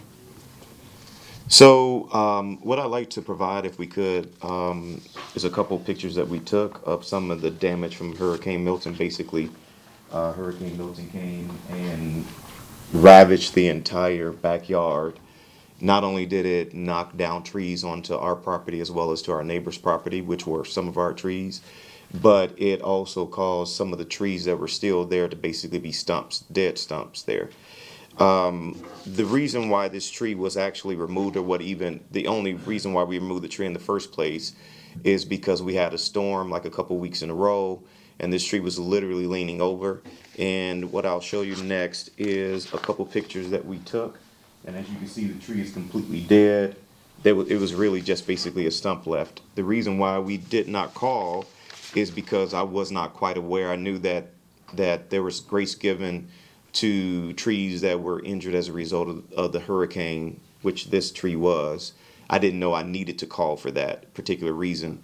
As the gentleman mentioned before, we bought the house about 2 years ago. We suffered a whole lot of erosion to our land. We needed a seawall, which is one of the reasons why we took a look, because there's no way in the world a tree could even be supported there, because there's nothing there to support the roots. So we were totally ignorant. We did not know. This is my first time living in Temple Terrace. I'm from Chicago, so a lot of the rules in Temple Terrace, I plead ignorance to. We didn't intentionally do it, and also we did things based upon our budget. So, when we could take down trees, when Milton came originally, we took down as many as we could. This was still a stump, and as the gentleman mentioned, the stump is actually 3 feet away from our house. It's not 10 feet away. There's a brick pathway there, and then this tree is sitting there, a stump that's blowing, basically ready to fall. In the front of our house, there are a couple other trees that we haven't had the chance to get to yet. One of them, limbs fell down, busted my son's windshield, and we've had that experience. And so, while the gentlemen were there to kind of take a look to see what needed to be done in order for us to build a seawall, we looked at that tree and I said, hey, we may as well go ahead and cut the stump down, right, or cut what was left of the tree down, because there was no tree, there was no canopy, there was none of that. It was just a dead stump that was standing up when we moved there. So there was no tree on that tree. It was just a stump, a higher stump though. So there's no limbs that was growing out of this tree. This particular tree was probably about this high, and it was corroded, and there's a pecker. We have a woodpecker on it that pecks it. So it was completely had a hole all the way through it from the pecker pecking on it consistently. So you could literally see through the stump, but there's still no tree where you were seeing how you cut the canopy off. There was never a canopy to begin with. This was just a stump, a high stump. There was never a tree coming out of it. And there's a pecker that pecked at it and put an entire hole through the tree that you can see left. So the part that was took off when the rest of the trees that fell would have just been this much, because there was never a tree to begin with. So that's what I'm saying. We didn't have a canopy. There were no leaves on that actual stump. It was only, I guess you wouldn't consider it a stump. I'm not sure what it was tall. called. It was yeah, but no leaves or anything on it. It was just a stump. Okay, thank you. Any questions for the respondent? Go ahead, Bill. And you're referring to the tree that was, the stump that was in the picture that we saw, right? That's the one, that's the one, yeah. I don't think you saw the tree that I just showed. Yeah, the one that was dead. That was literally the part that you see that was exposed where the rotten piece was. That was the top of it. So the whole thing was dead on the inside. It was literally this tall. But the one that was, the picture that we saw first before your. No, sir, that was just example of all of the damage that we saw from trees from Hurricane Milton. So basically the entire backyard was ravaged. Yeah. That's what I'm make sure we're talking about the same. Yeah, because I'm a little confused on so which. The stump that we're looking at where that water bottle is, Yeah. what, The pictures that I showed you of the This one here is. tree Right with, there, yeah. right. So the pictures that I sent for your viewing, that showed the actually where you can see a tree that was damaged. The tree that you saw also was falling down already. That was not this tree. That was a tree that was actually right there that you can't see that busted up the fence. but you're here because of the tree where the water bottle is. And this is the tree that I showed you, that I also sent pictures of, that was this here. I can't. That's that tree. That's that tree that was there. That's the part of the tree that was still there after the storm that we cut down. So there was no tree with a canopy that was up there. That was just a damaged stump that was left over after the storm. Talking about that tree. That tree, Right, yes, sir. it never was a tree with leaves on it. Okay. It was only a damaged stump, so it was just this high. So there was no leaves, or that's what we're saying, that it was not a canopy or anything that we cut because it was never there when we moved in. Right. So when we cut, we did cut through where, like he said, where it damaged and fell, but there was never a tree growing there. It was only a stump. It was just a high stump. Gotcha, okay, thank you. Okay. Go ahead. Can I just get some clarification on it? Because we got what looks to be like a trunks coming up. Both of them like that, or just one of them? One of them was already gone. Yeah. The one that the gentleman was referring to was the fresh cut. That's the one that we cut down, which was the stump that was. Okay, well, let's, okay, so you've got a bigger diameter. That's the one, right? Yeah. So so basically, it started here big, then it went up here. It was a really narrow tree, and by the time we cut it down, it was here. That's the top of the piece that you see that's rotted out. Okay, and what about the smaller diameter thing? What was the state of that? The one right by the water bottle? The one with the water bottle on it. Yeah, we're looking at. Is that in my picture or your picture? The one up there. See where the water bottle is? Oh yeah, that piece was cut down like I don't know, a while ago. So it looks fresh. I don't know why it looks fresh. It's not fresh. The one that was fresh is the one that you see. Okay. Okay. Go ahead. Was it a whole tree or was that a stump as well? Like a tall stump? It was probably a stump. If I remember correctly, it was a stump next to it. It wasn't a big tree. There was never a tree in that area that was never. standing up and Yes. and had a We canopy, knew it was gonna anything like fall that. anyway, because you could see straight through it. The pecker, he come every morning, he got pecked through it, and you could see straight through the tree. I mean, it was nice. We're not laughing at it, it's just funny that. Yeah. And we were educated, I must say, when the gentleman came out. There is a tree that would hinder us from being able, and I appreciate him from coming out, because there's a tree that would hinder us from being able to build a seawall. And the gentleman did mention to us that we need to go and get a permit, and I appreciate that, because I definitely don't want to be back here again.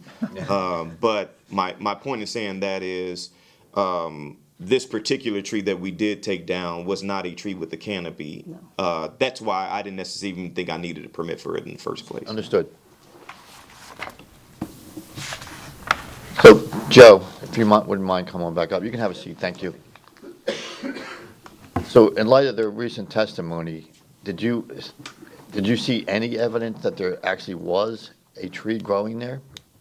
No, it was already removed, so there was just pieces of. You have no way to corroborate what they've said? Yeah. Okay. So, no, unfortunately. Had I seen it, that would have been probably one of those that would not have to have a permit for removal. But just as a reminder, if there's anyone watching tonight, always call, regardless of the condition. I will. Yeah. Just Won't do that twice, right? reminder, I mean, always call, let me at least see the tree, note it, document it, and then I can make that call if it's something that's not needed. Let me ask you, do you have any pictures of the stump with the woodpecker hole in it before you cut it down? I do not. What you see is the top of the tree that was left over, which is rotted out. Okay. I would imagine that he was eating in the stump, in that hole, which is why it has a hole there, because. Okay, but you don't have any pictures of the No, sir, I didn't. I woodpecker? didn't take Okay. pictures of the tree prior. That would to the pictures once we- have sealed the deal. I was gonna say, could we like Google? So just another added on the woodpecker thing with the tree. They'll peck at trees. They won't go all the way through unless that tree is already diseased. They're like insects in a lot of trees. They don't get into the trees unless, it's already in decline. You said it was the whole way through the whole thing. Yeah, because the woodpecker went through it. But if so we had it a was- picture, that would seal the deal. Yeah, that would have. But the fact that a woodpecker was able to peck all the way through it is indication that tree was probably rotting that was there. Got it. So, There was another gentleman that came out the next week. I'm sorry. yeah, if you're gonna speak, I'm sorry. Name and There was address, another ma'am. Gentleman that came name out. and address. 1350 Tara Jenkins, 1315 North River Hills. I believe his name is Dallas. He came back out with another call, and when he came back there, he found no findings. He went through everything, and I was back there with him an hour. I showed him everything. We have quite a few eroded trees on there, and he basically said that if we don't, get a permit and get rid of them, literally the way our property is standing, we are literally going to be slid into the water, and without getting a seawall. And he showed me all the trees in the area in front of our house that is corroded. Also, I just want to ask one question, because with the last gentleman with the tree, we were not under the impression that you couldn't cut leaves. So we have a tree that's directly on River Hills. It's growing into the street. It grows all the way out into the street and come down, which can damage cars. Well, we've been having it upkept every 2 to 3 weeks, but I want to make sure that that is even okay, because it's seemingly like we Have can't. him come out and look at it. Okay, because it's growing uncontrollably, and it literally can hurt someone because it grows to the street, so cars can come through it and smack. Just have Joe come out and look at it, okay? Okay. So, here's my take, guys. I don't think we have a violation here, I agree. okay? So, do we need a motion? Or just to find him not in violation? 1 second, Joe, did you say they're applying for the permit, or? I was trying to look to see if I could find it. They're going through the process, so the other For tree, the one that I mean, was removed? there wasn't a tree there, it was no, a or dead the other stump. tree that will be Yeah. impacted by the, We can't seawall. talk, we got. So that will require a permit, but not until the applications come in and we've issued for a seawall. You want to just dismiss this one then? All right, Yeah, they've we'll make it proven that- easy on you, we'll go ahead and dismiss this case. Very good, Based thank on the you. evidence that we Saw you had have to come heard in, tonight. and, Our pleasure. Thanks for educating us, and thank you, sir, for being so nice. We appreciate it. Thank you all. We won't be back. Thank you. We won't be back. We'll call you immediately. Again, I wanted to mention that you can get a free tree, and always tell your friends you need a permit before you do anything. I'm gonna be your biggest evangelist. You get free trees, though. Yeah, well, it's free trees with the city. all right, guys, all right. And a reminder to the board, you can't have side conversations. Any conversation you have has to be public. Okay? Thank you. Next case, please. Real quick, Cheryl, you have that, we dismissed that case, so that'll kind of be, I said that you suggested dismissing the case, and I just put case dismissed. All right, next case, please. Case number 25-2128, City versus Mutaz Mazouk, for the property located 7545 Terrace River Drive. This case is before the board based on an alleged violation of Section 8-102, subsection 13, subsection C, MH roofs, Section 8-102, subsection 22, MH maintenance of structures, Section 12-924, parking inoperable vehicles. The case will be prosecuted this evening by Code Compliance Officer Danielle Batt. The city has evidence that the notice of violation and notice of hearing were properly served. Thank you. Good evening, I'm Officer Batt with the Code Compliance. This case this evening was initiated by me on May 22nd, 2025, in violation of city codes of ordinances with courtesy door hangers, allowing time to correct prior to further enforcement. The code sections 8-102 subsection 13C for a tarp on the roof indicating that the roof shingles have defects and allowing moisture to enter the structure. 8-102 subsection 22 for damages in diminished areas of fascia and soffit. And 12-924 for the parking and or storage of inoperable vehicles on property which is prohibited. On June 3rd, 2025, upon reinspection, the violation continued, so a notice of violation was created with a reinspection date of July 18th, 2025, and posted this subject property. Requested posting in City Hall and electronic board and sent both certified mail and regular mail to the address of record. Upon reinspection on August 20th, 2025, the violation continued, so a notice of hearing was created, and on August 25th, 2025, and posted to subject property. Requested posted in City Hall and electronic board for the 10-day requirement, and sent both certified mail and regular mail to the address of record. As of my last inspection on September 8th, 2025, the property was still in violation, and at this time I would like to submit evidence for case number 25-2128 supporting the case and asking for a ruling. Very good, thank you. We'll accept that. Any questions for the code officer? Yeah, Go ahead, Bill. So all three violations are still out of compliance? Exhibit A in that packet will be a copy of the notice of violation with affidavit of posting and photos. Exhibit B will be a copy of notice of hearing with affidavit of posting and photos. And Exhibit C will be a copy of affidavit of notice non-compliance and photos of reinspection from September 8th, 2025, prior to today's hearing. Great, thank you. Any other questions? Is the no respondent here? I think he is here. Oh, he is here, okay. Would you like to speak? Has he been sworn in? Okay, thank you. Name and address, please. Montez Marzouk, 7545 Terrace River Drive. Thank you. The first notice I got, actually, my wife, I wasn't in town, and my wife seen the notice, and she said somebody would have notice on the door for cutting the grass, and we had somebody cut the grass. So I would recommend when you really put a notice or there is a violation, I'd recommend if you guys just have the pictures just exactly like you showing in here, because I didn't even know what exact violation until I asked the officer right now, actually, what is the problem. I know there is a problem with the roof. The roof is a little bit better than it was before. I've been fighting with the insurance company about replacing the roof for quite some time, and then at the end they refused to pay for it. I realized just I have to pay for it myself. And I've been looking for different contractors actually to take care of this, and some of them is really expensive, which I couldn't afford. And some of them is middle, but it's really expensive. So right now I do have few contractors in mind, and I want to choose one of them. And hopefully, within a small period of time, we get this roof taken care of. Because for these cars, actually, what was the problem with the cars? They're inoperable vehicles.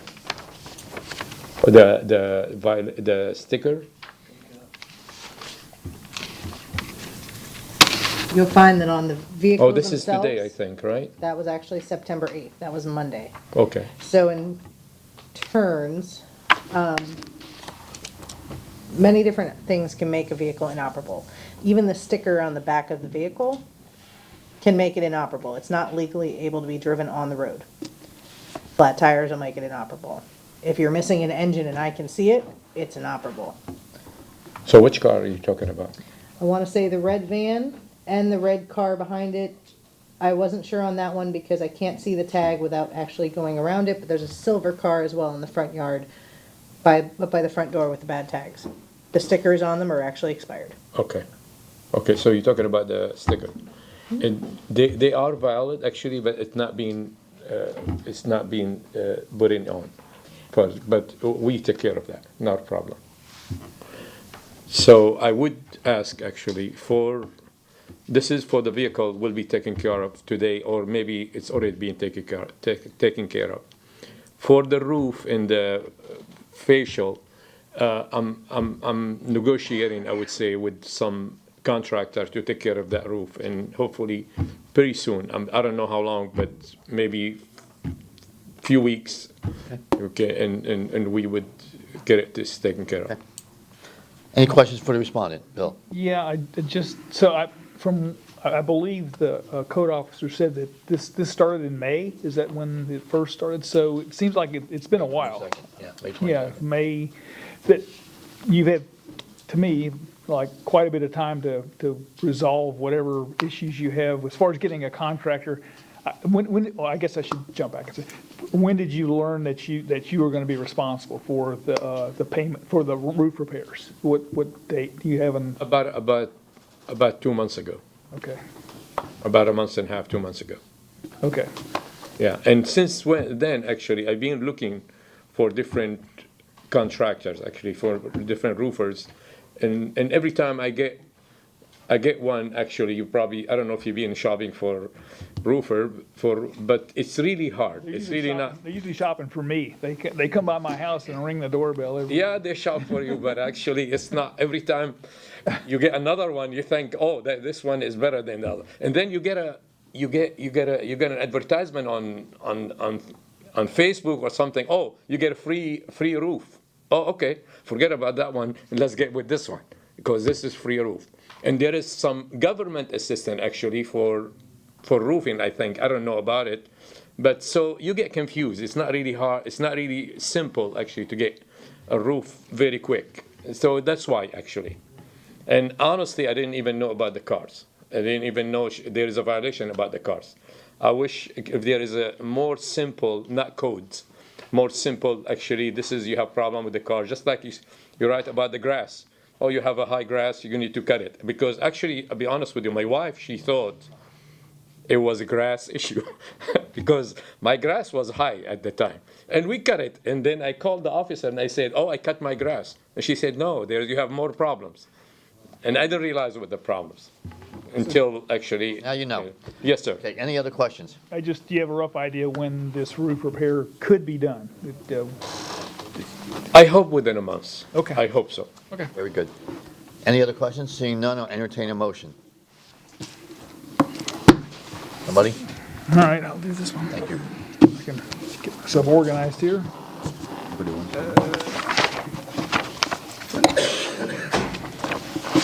Sorry about that. Okay. The delay. Take your time. All right. So in case number 25-2128, I move that the city has proven by a greater weight of the evidence the following violations of the City of Temple Terrace City Code exists on the property located at 7545 Terrace River Drive, Code Sections 8-102, subsection 13, subsection C, Section 8-102, subsection 22, and Section 12-924. This motion is based on the sworn testimony this board has received from Code Enforcement Officer Danielle Batt, along with any other evidence, including photos, affidavits, and notice of violation, all of which is received and entered as part of the record of this hearing.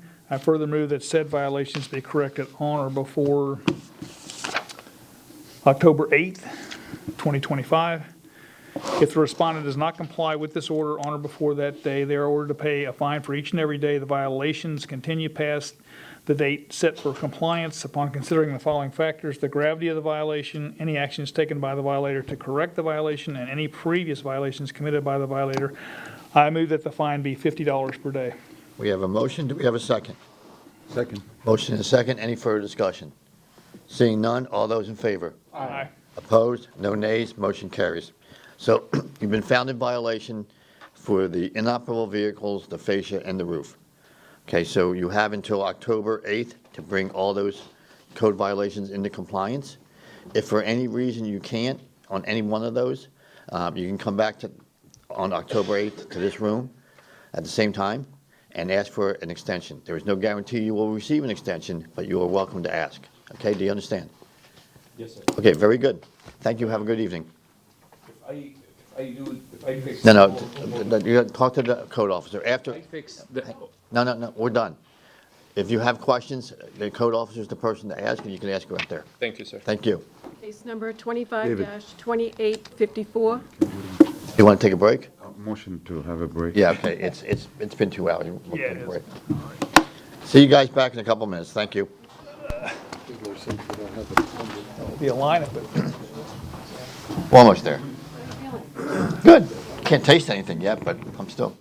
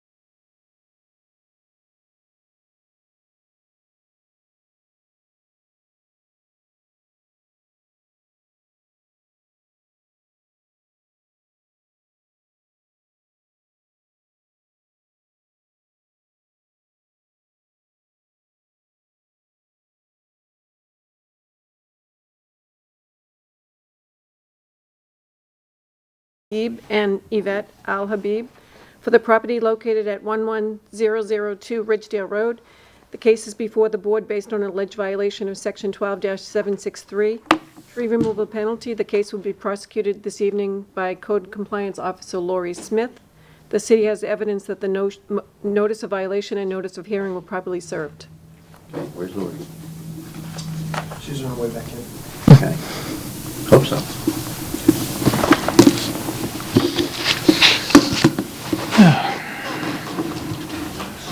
Waiting for her.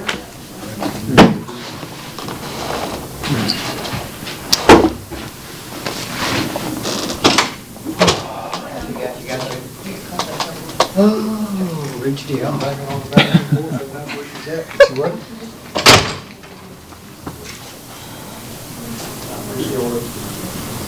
All right, I got it. Take your time, Lori. Let's see that in the glasses. See anything on the glasses? Okay, this case originated proactively on July the 25th, 2025. My inspection revealed that there had been several oak trees taken down in the front yard. I contacted Joe Ferris, who met me on site that same day. 13 sand oak trees and 1 crepe myrtle tree were removed from the front and the rear yard of the residence without permission from the city. At this time, a notice of irreparable, irreversible violation was prepared with immediate action required to correct the violation. At this time, I'd like to submit photographic evidence of the violation taken by me on July the 25th, 2025, which would be exhibit number 1, showing the notice letter posted at the front door. We'll accept it, thank you.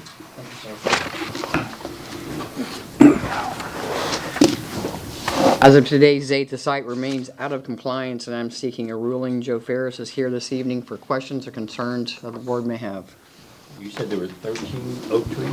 Yes, sir. 13 sand oak trees and 1 crepe myrtle tree were removed from the front and the rear yard of the property. Thank you. Yes, sir. Joe Ferris, City of... Okay. Okay, go ahead, Joe, thank you. Okay, Joe Ferris, City Arborist. So on the 25th, as Lori had spoke, she reached out to me. I was out in the field, so I met her over there. Found that there were 13 stumps of sand live oaks that were removed and 1 crepe myrtle. At the time, there were 2 construction workers there on the site. So the images you see now are of the stumps. I've numbered each stump, and then the DBH that's listed above for each number is based on the diameter of the stump that I found there. So at the time, there were 2 construction workers there because they're working on the inside of the home. One of them didn't speak English, the other was a little bit better. I had asked if they had a number for the owner or contractor or someone we could speak to about the tree removals. They handed me a phone of who I assumed was the owner at the time. I'm not sure if he was an owner or a contractor. So I had asked him about the trees being removed. He had said that he reached out to someone at the city and was told he should get a topographic survey before he removes any trees. And I said, well, you've already removed those trees. And then he wanted to have a discussion about meeting to talk about the remainder. I said, we need to deal with these first. So I asked if he could email me a copy of the topographic survey. He said that wouldn't be a problem. I said, let me review that and I can get back to you.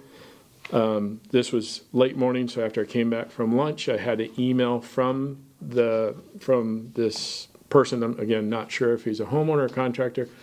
And then I took this survey, because my intention at the time was to take measurements with the photos. But I kind of figured, okay, if he's got the survey, I can get the accurate DBH because those would be listed on there.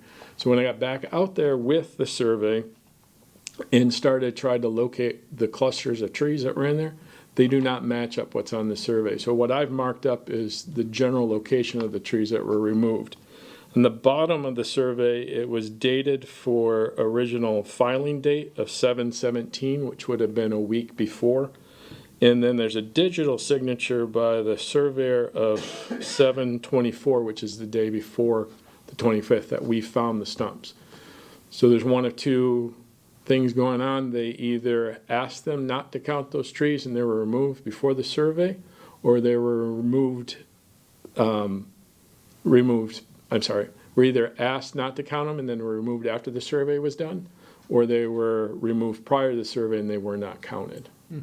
They are very fresh cuts. I guess in a week's time, that could have still looked that light color.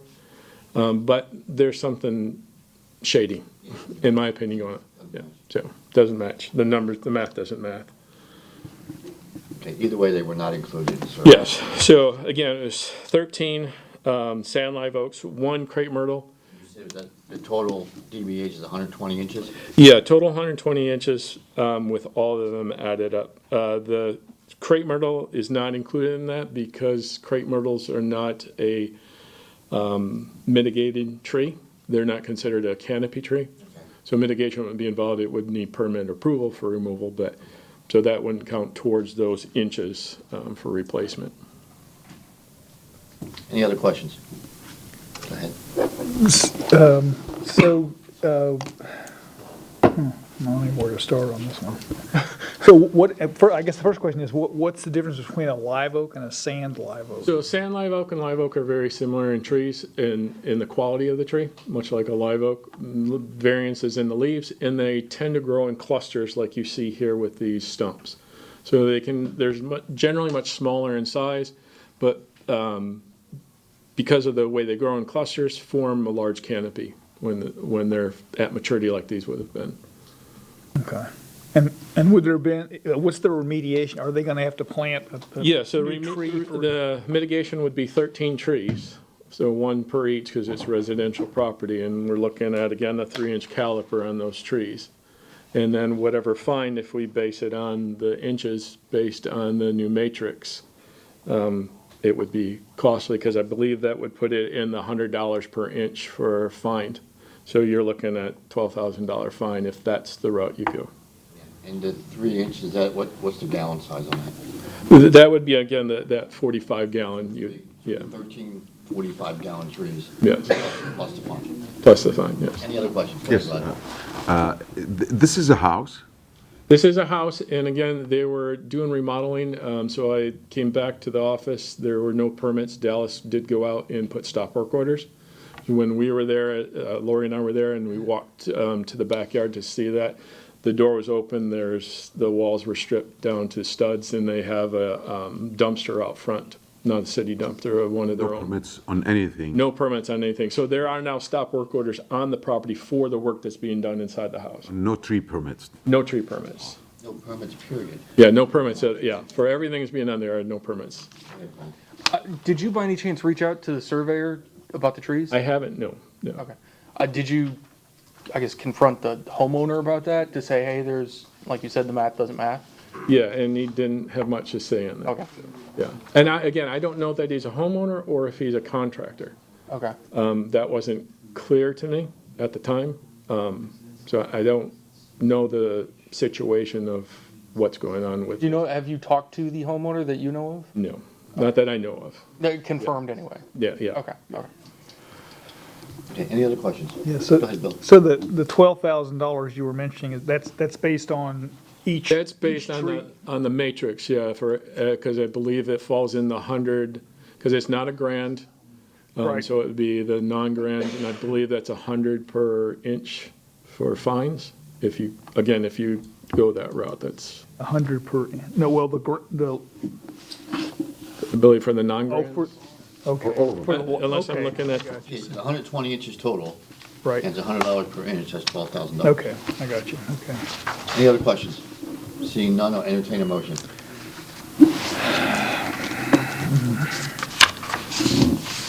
Somebody hasn't made one, want to take it? No, I wanted to ask, the homeowner is not here?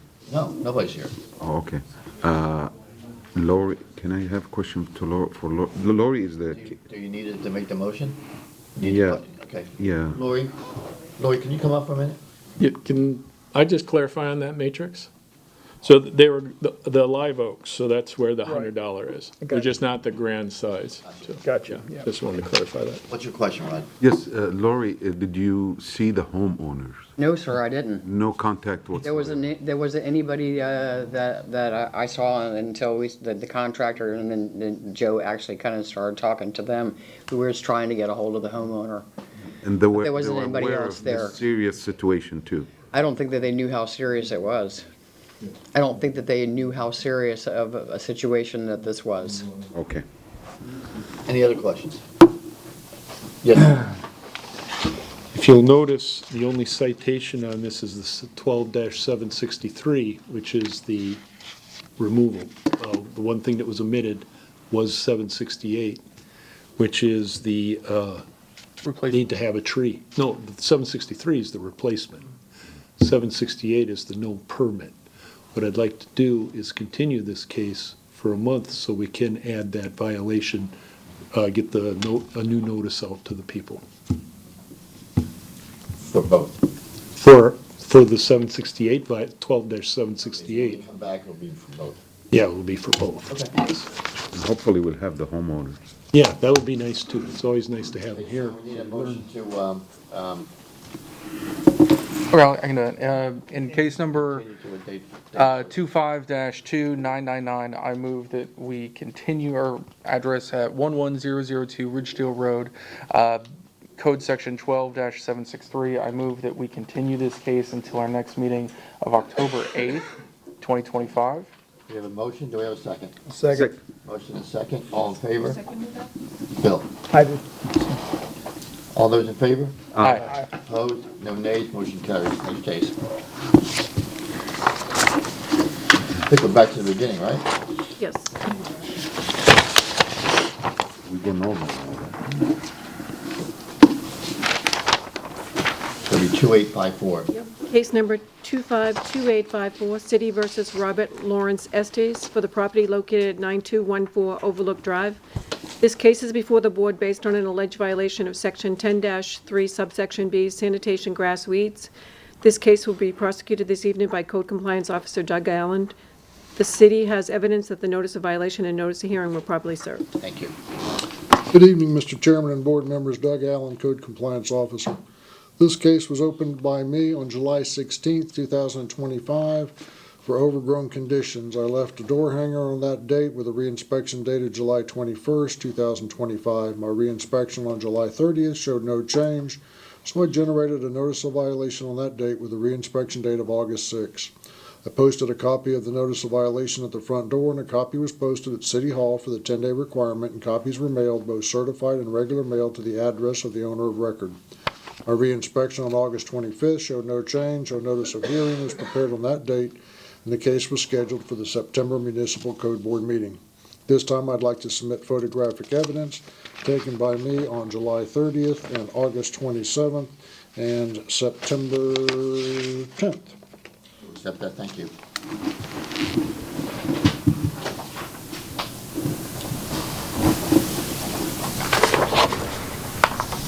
Exhibit number 1 shows the posting of the notice of violation. Exhibit number 2 shows the measurement of the grass at over 12 inches taken on July 30th.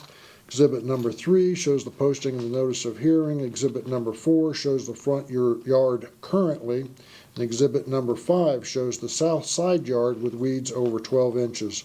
The site was mowed recently, actually about a week ago, so you can imagine how high the grass had been from July till a week ago, on top of the 12 inches that was photographed then. But the site is not in compliance, and I'm seeking a ruling. Thank you. Any questions? It is in compliance? It's or not. Not in compliance. So it's regrown or whatever. Okay. Well, when it was cut, it was probably already at 8 inches when he cut it. There's no, go ahead. Have you had any contact with the homeowner about it? Like, I believe Director Shanks has. I haven't spoken with anybody. So I made several attempts to reach out to him over the past couple of months. Well, past few weeks anyway. The most recent thing, I sent him an email, and I got a response back that he didn't want to talk to me about it, that he would meet me here. So he's not here. The grass at one point was every bit of 24 inches, and it was laying over. He would not cut it. Didn't respond to our interactions to get it cut.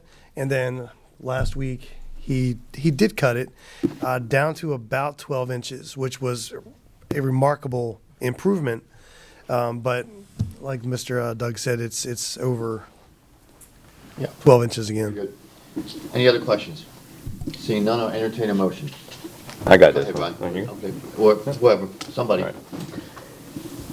In case number 25-2930, I move that the city has proven by greater weight of the evidence the following violations of the City of Temple Terrace City Code. Case number is wrong. 2896. 2854 should be. 2854. Is that what he's? Go ahead and start over. Case number is 2854, gotcha, okay. In case number 25-2854, I move that the city has proven by greater weight of the evidence the following violations of the City of Temple Terrace City Code exist on property located at 9214 Overlook Drive. Violation section 10-3, subsection B. This motion is based on the sworn testimony this board has received from the code enforcement officer, along with any other evidence, including photos, affidavits, and the notice of violation, all of which is received and entered as part of the record of this hearing. I further move that the said violation be corrected on or before October 8, 2025. If the respondent does not comply with this order on or before that day, they are ordered to pay a fine for each day and every day the violation continues for past the date for compliance. Upon considering the following factors: the gravity of the violation, any action taken by the violator to correct the violation, and any previous violations committed by the violator, I move that the fine to be $50 per day. We have a motion, do we have a second? Second. Motion is second, any further discussion? Seeing none, all those in favor? Aye. Opposed? No nays? Motion carries. Next case, please. Case number 25-2896, City versus Esteban Ignacio Leal, for the property located at 8724 Coral Dawn Court. This case is before the board based on an alleged violation of Section 10-3, subsection B, sanitation grass weeds. The case will be prosecuted this evening by Code Compliance Officer Doug Allen. The city has evidence that the notice of violation and notice of hearing were properly served. Thank you.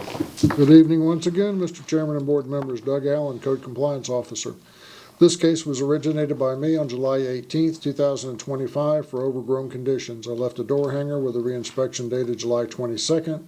My reinspection on August 1st showed no change, so a notice of violation was generated on that date with a reinspection date of August 6, 2025. I posted the notice at the front door, and a copy was posted at City Hall for the 10-day requirement, and copies were mailed both regular and certified mail to the owner of record. My reinspection on August 25th showed no change, so I prepared a notice of hearing on that date in the case and scheduled the case for the September Municipal Code Board meeting. I'd like to submit photographic evidence taken by me on August 1st and August 25th, as well as I'd like to submit an affidavit of compliance because the site is in compliance and I'm seeking a finding. Very good, thank you. We'll certainly accept that. Finally, we have one. Any questions for the code officer? Seeing none, I'll entertain a motion. Go ahead, Rod. Yes, sir. In case number 25-2896, I move that the city has proven by the greater weight of evidence the following violation of the City of Temple Terrace City Code did exist on the property located at 8724 Coral Dawn Court, with the applicable code violation section 10-3 subsection B. This motion is based on the sworn testimony this board has received from the code enforcement officer, Doug Allen, along with any other evidence, including photos, affidavit, and the notice of violation of which received and entered as part of the record of this hearing. I further move that there'll be no fine imposed because the violation will be brought into compliance prior to the date of this hearing. We have a motion, do we have a second? Second. Motion is second. Any further discussion? Seeing none, all those in favor? Aye. Opposed? No nays? Motion carries. Next case, please. Case number 252920, City versus Don Tia Iyer Jr. for the property located at 8204 Hardy Place. This case is before the board based on an alleged violation of Section 10-3, subsection A, sanitation grass weeds, 150 feet. This case will be prosecuted this evening by Code Compliance Officer Danielle Bat. The city has evidence that the notice of violation and notice of hearing were properly served. Thank you. Good evening. I'm Officer Bat with Code Compliance. This case this evening was initiated by me on July 21st, 2025, in violation of City's Code of Ordinance with a courtesy door hanger allowing time to correct correct prior to further enforcement. The code section is 10-3 for the overgrowth of grass and weeds exceeding the allowable 12 inches in height. On August 2nd, 2025, upon reinspection, the violation continued, so a notice of violation was created with a reinspection date of August 11th, 2025, and posted this subject property, requested posting to City Hall on the electronic board, and sent both certified mail and regular mail to the address of record. Upon reinspection on August 19th, 2025, the violation continued, so a notice of hearing was created, and on August 25th, 2025, and posted to the subject property, requested posting to City Hall on the electronic board for the 10-day requirement, and sent both certified mail and regular mail to the address of record.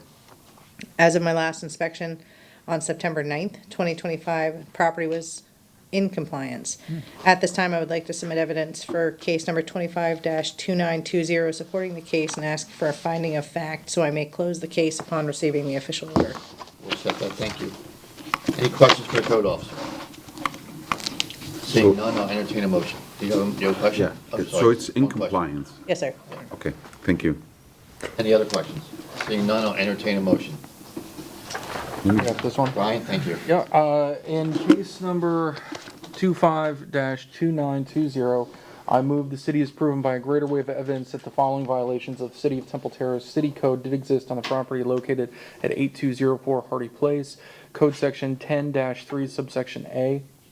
This motion is based on the sworn testimony this board has received from the code enforcement officer, along with any other evidence, including photos, affidavits, and the notice of violation, all of which is received and entered as part of the record of this hearing. I further move that there be no fine imposed because the violations were brought into compliance prior to the date of this hearing. We have a motion, do we have a second? Motion and a second. Any further discussion? Seeing none, all those in favor? Aye. Opposed? No nays, motion carries. Next case, please. Case number 25-1861, City versus SRP Sub LLC, for the property located at 12918 Terrace Springs Drive. This case is before the board based on an alleged violation of Section 8-102, subsection 13, subsection B, MH exterior walls. The case will be prosecuted this evening by Code Compliance Officer Lori Smith.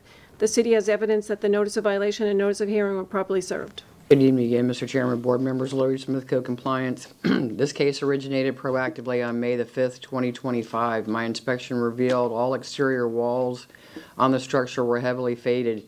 At this time, I left a door hanger with the reinspection date of the 16th of June 2025. My reinspection on June 17th, 2025 revealed no change. Therefore, a notice of violation was prepared with the compliance date of the 14th of July, 2025. No one was at home, so I posted the notice letter at the front door and requested copies be sent certified and first-class mail to the owner of record. I also requested a copy be posted on the electronic board for the 10-day requirement.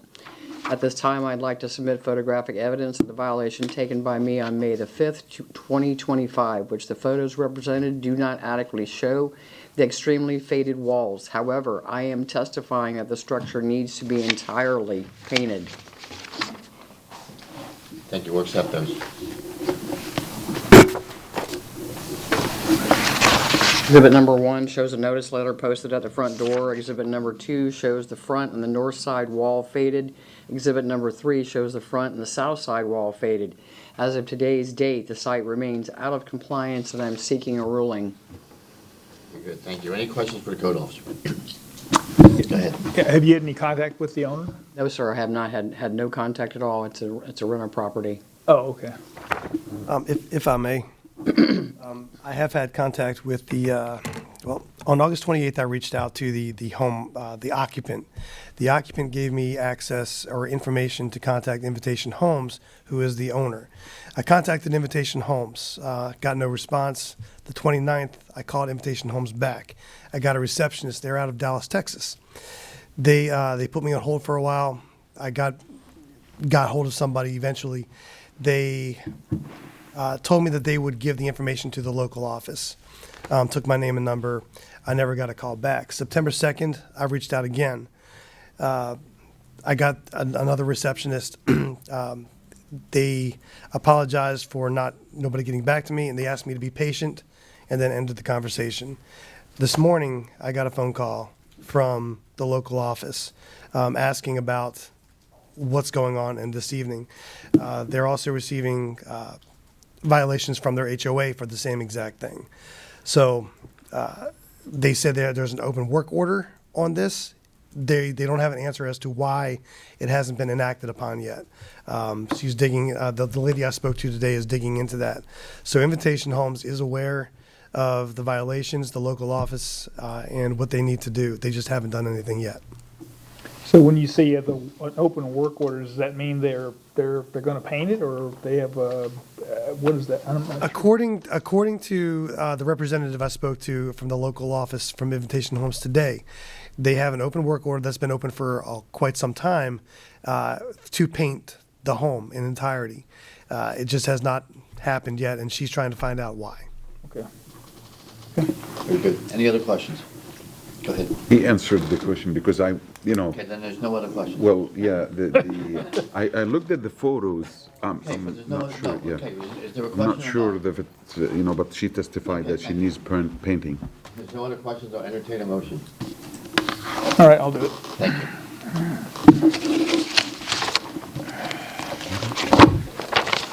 you. All right. And let me make sure I got the right case here. Case number 25-1861. I've moved that the city has proved by a greater weight of the evidence the following violation of the City of Temple Terrace City Code exists on the property located at 12918 Terrace Springs Drive. This motion is based on the sworn testimony this board has received from Code Enforcement Officer Lori Smith, along with any other evidence, including photos, affidavits, and notice of violation, all of which is received and entered as part of the record of this hearing. I further move that said violations be corrected on or before October 8th, 2025. If the respondents do not comply with this order on or before that day, they are ordered to pay a fine for each and every day the violation continues past the date set for compliance. Upon considering the following factors, the gravity of the violation, any actions taken by the violator to correct the violation, and any previous violations committed by the violator, I move that the fine be $25 per day. We have a motion, do we have a second? Second. Motion is second. Any further discussion? Seeing none, all those in favor? Aye. Opposed? No nays, motion carries. Next case, please. Case number 25-2391, City versus A&T Hospitality Tampa LLC for the property located at 13294 Telecom Drive. This case is before the board based on an alleged violation of Section 12-1043, Plant, Material, and Design. The case will be prosecuted this evening by Code Compliance Officer Lori Smith. The city has evidence that the notice of violation and notice of hearing were properly served. Thank you. Good evening again, Mr. Chairman, board members. Lori Smith, Code Compliance. This case originated proactively May the 5th, 2025. My inspection revealed the site had little to no mulch. At this time, I left a door hanger with a reinspection date of the 5th of June, 2025. My reinspection on the 11th of June, 2025 revealed no change. Therefore, a notice of violation was prepared with a compliance date of the 26th of June, 2025. Affidavit of service was obtained by hand delivery to Maintenance Supervisor James Arbello.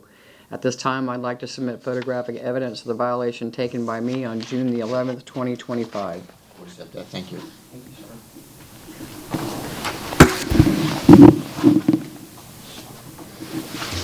Exhibit number 1 shows the front plant bed's lack of mulch. Exhibit number 2 shows front bed plant lack of mulch. Exhibit number 3 shows the north side plant bed's lack of mulch. As of today's date, the site is out of compliance, and I am seeking a ruling. They have started the project, though. They did start, so I would imagine, sir, if you would, and the board would give a little bit more time, I believe that they would be able to get this done in the next 30 days, as it was already started. Very good. Thank you. Any Yes, other sir. questions? Seeing none, I'll entertain a motion. Okay.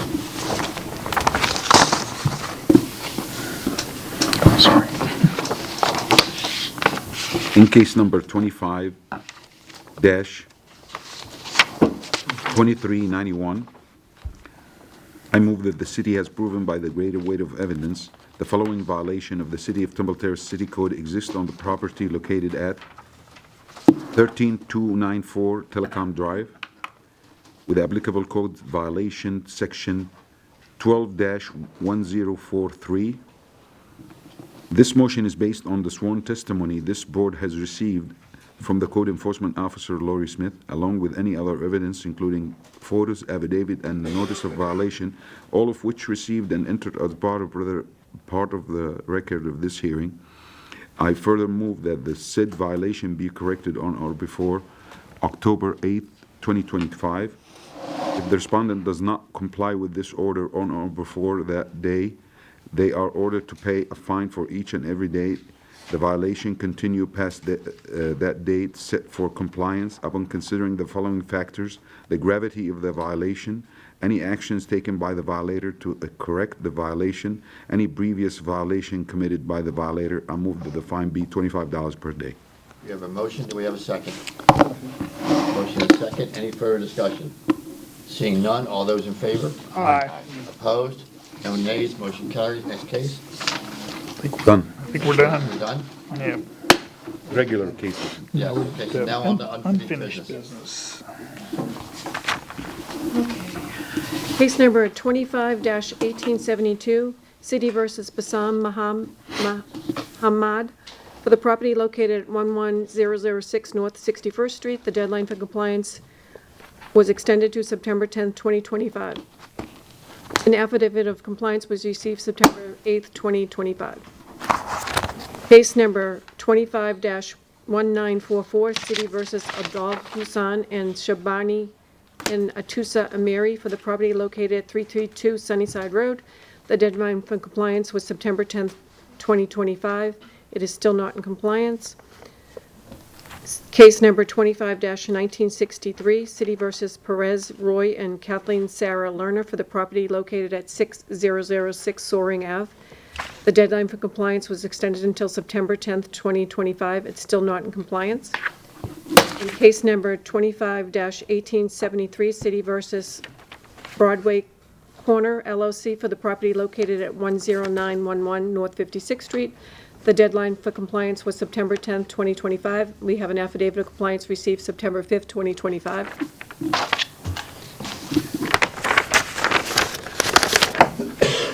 Case number 24-2001, City versus Deborah E.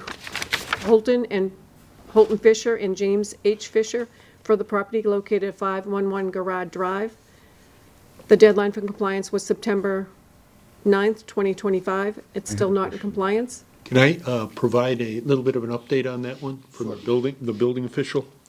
A demolition permit has been issued and work has begun.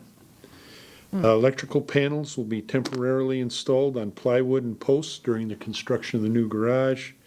Our building official met with the contractor at the site to discuss the process for securing the existing structure and electrical system during demolition to allow the residents to remain in the home, and the garage work does not affect the habitation of the remaining residents. And then just to correct, want to double check something on the case number 25-1963, 6006 Soaring Avenue. I believe that's in compliance, is it not? That is in compliance. Yes.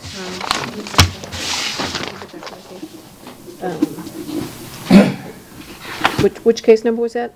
1963. 1963. Was there an affidavit of compliance?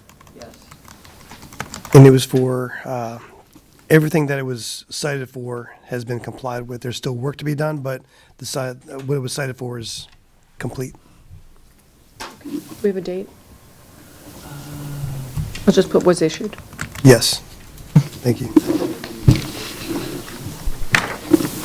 Okay. Case number 24-2577. Hang on. Ron, you got a question? Yes, the case number 25-2001, you just read it, 24, is it wrong on our end or? No, I'm on reading you? the next one. Oh, no, it's, when you read it, Oh. you read it 24. My sheet, it's 24-2001. Yeah, and our sheet 25. Okay, I'll have to, I'll look at the agenda. Are they asking for an extension? Assuming it's 25. Okay, it is 25-2001. Okay, thank you. I have not, the only thing I had was from the building. What the update? Okay. Oh, okay. I believe I can provide an update on that one. Okay. Of the 4 violations I have, because demolition has moved along quite quickly, and that was what most of the violations interred the last time. So I believe of the 4 violations, there's a good chance by tomorrow morning upon an inspection, I'll be able to put at least 3 of the violations in compliance. Okay, perfect. Okay. Whenever you're ready, Sheriff.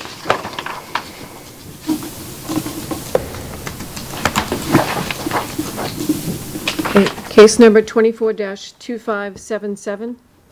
Again, Is that right, or is that another error? 252577. Okay, so that's another error.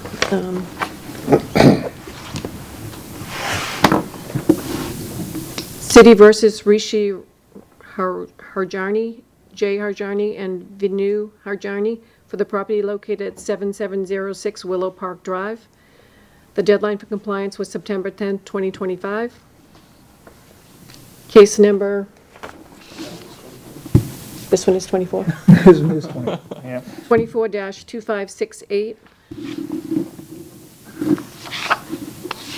is it in compliance? City versus Resch Ann Von Hoff for the property located at 423 South River Hills Drive. The deadline for compliance was September 11, 2024. Affidavit of compliance we received August 27, 2025. And this is a really old case. Case number 17-2746, City versus James Stevens and Glenda K. Johnson for the property located at 104 Holland Avenue. The deadline for compliance was January 10th, 2018, and the affidavit of compliance Wow. was received August 18th, 2025. Wow, 7 years later. $50 a day per. You'll be talking to them soon. Yeah. Yes? Really? This violation was a vehicle without a license plate on it. Yeah. Older couple, not,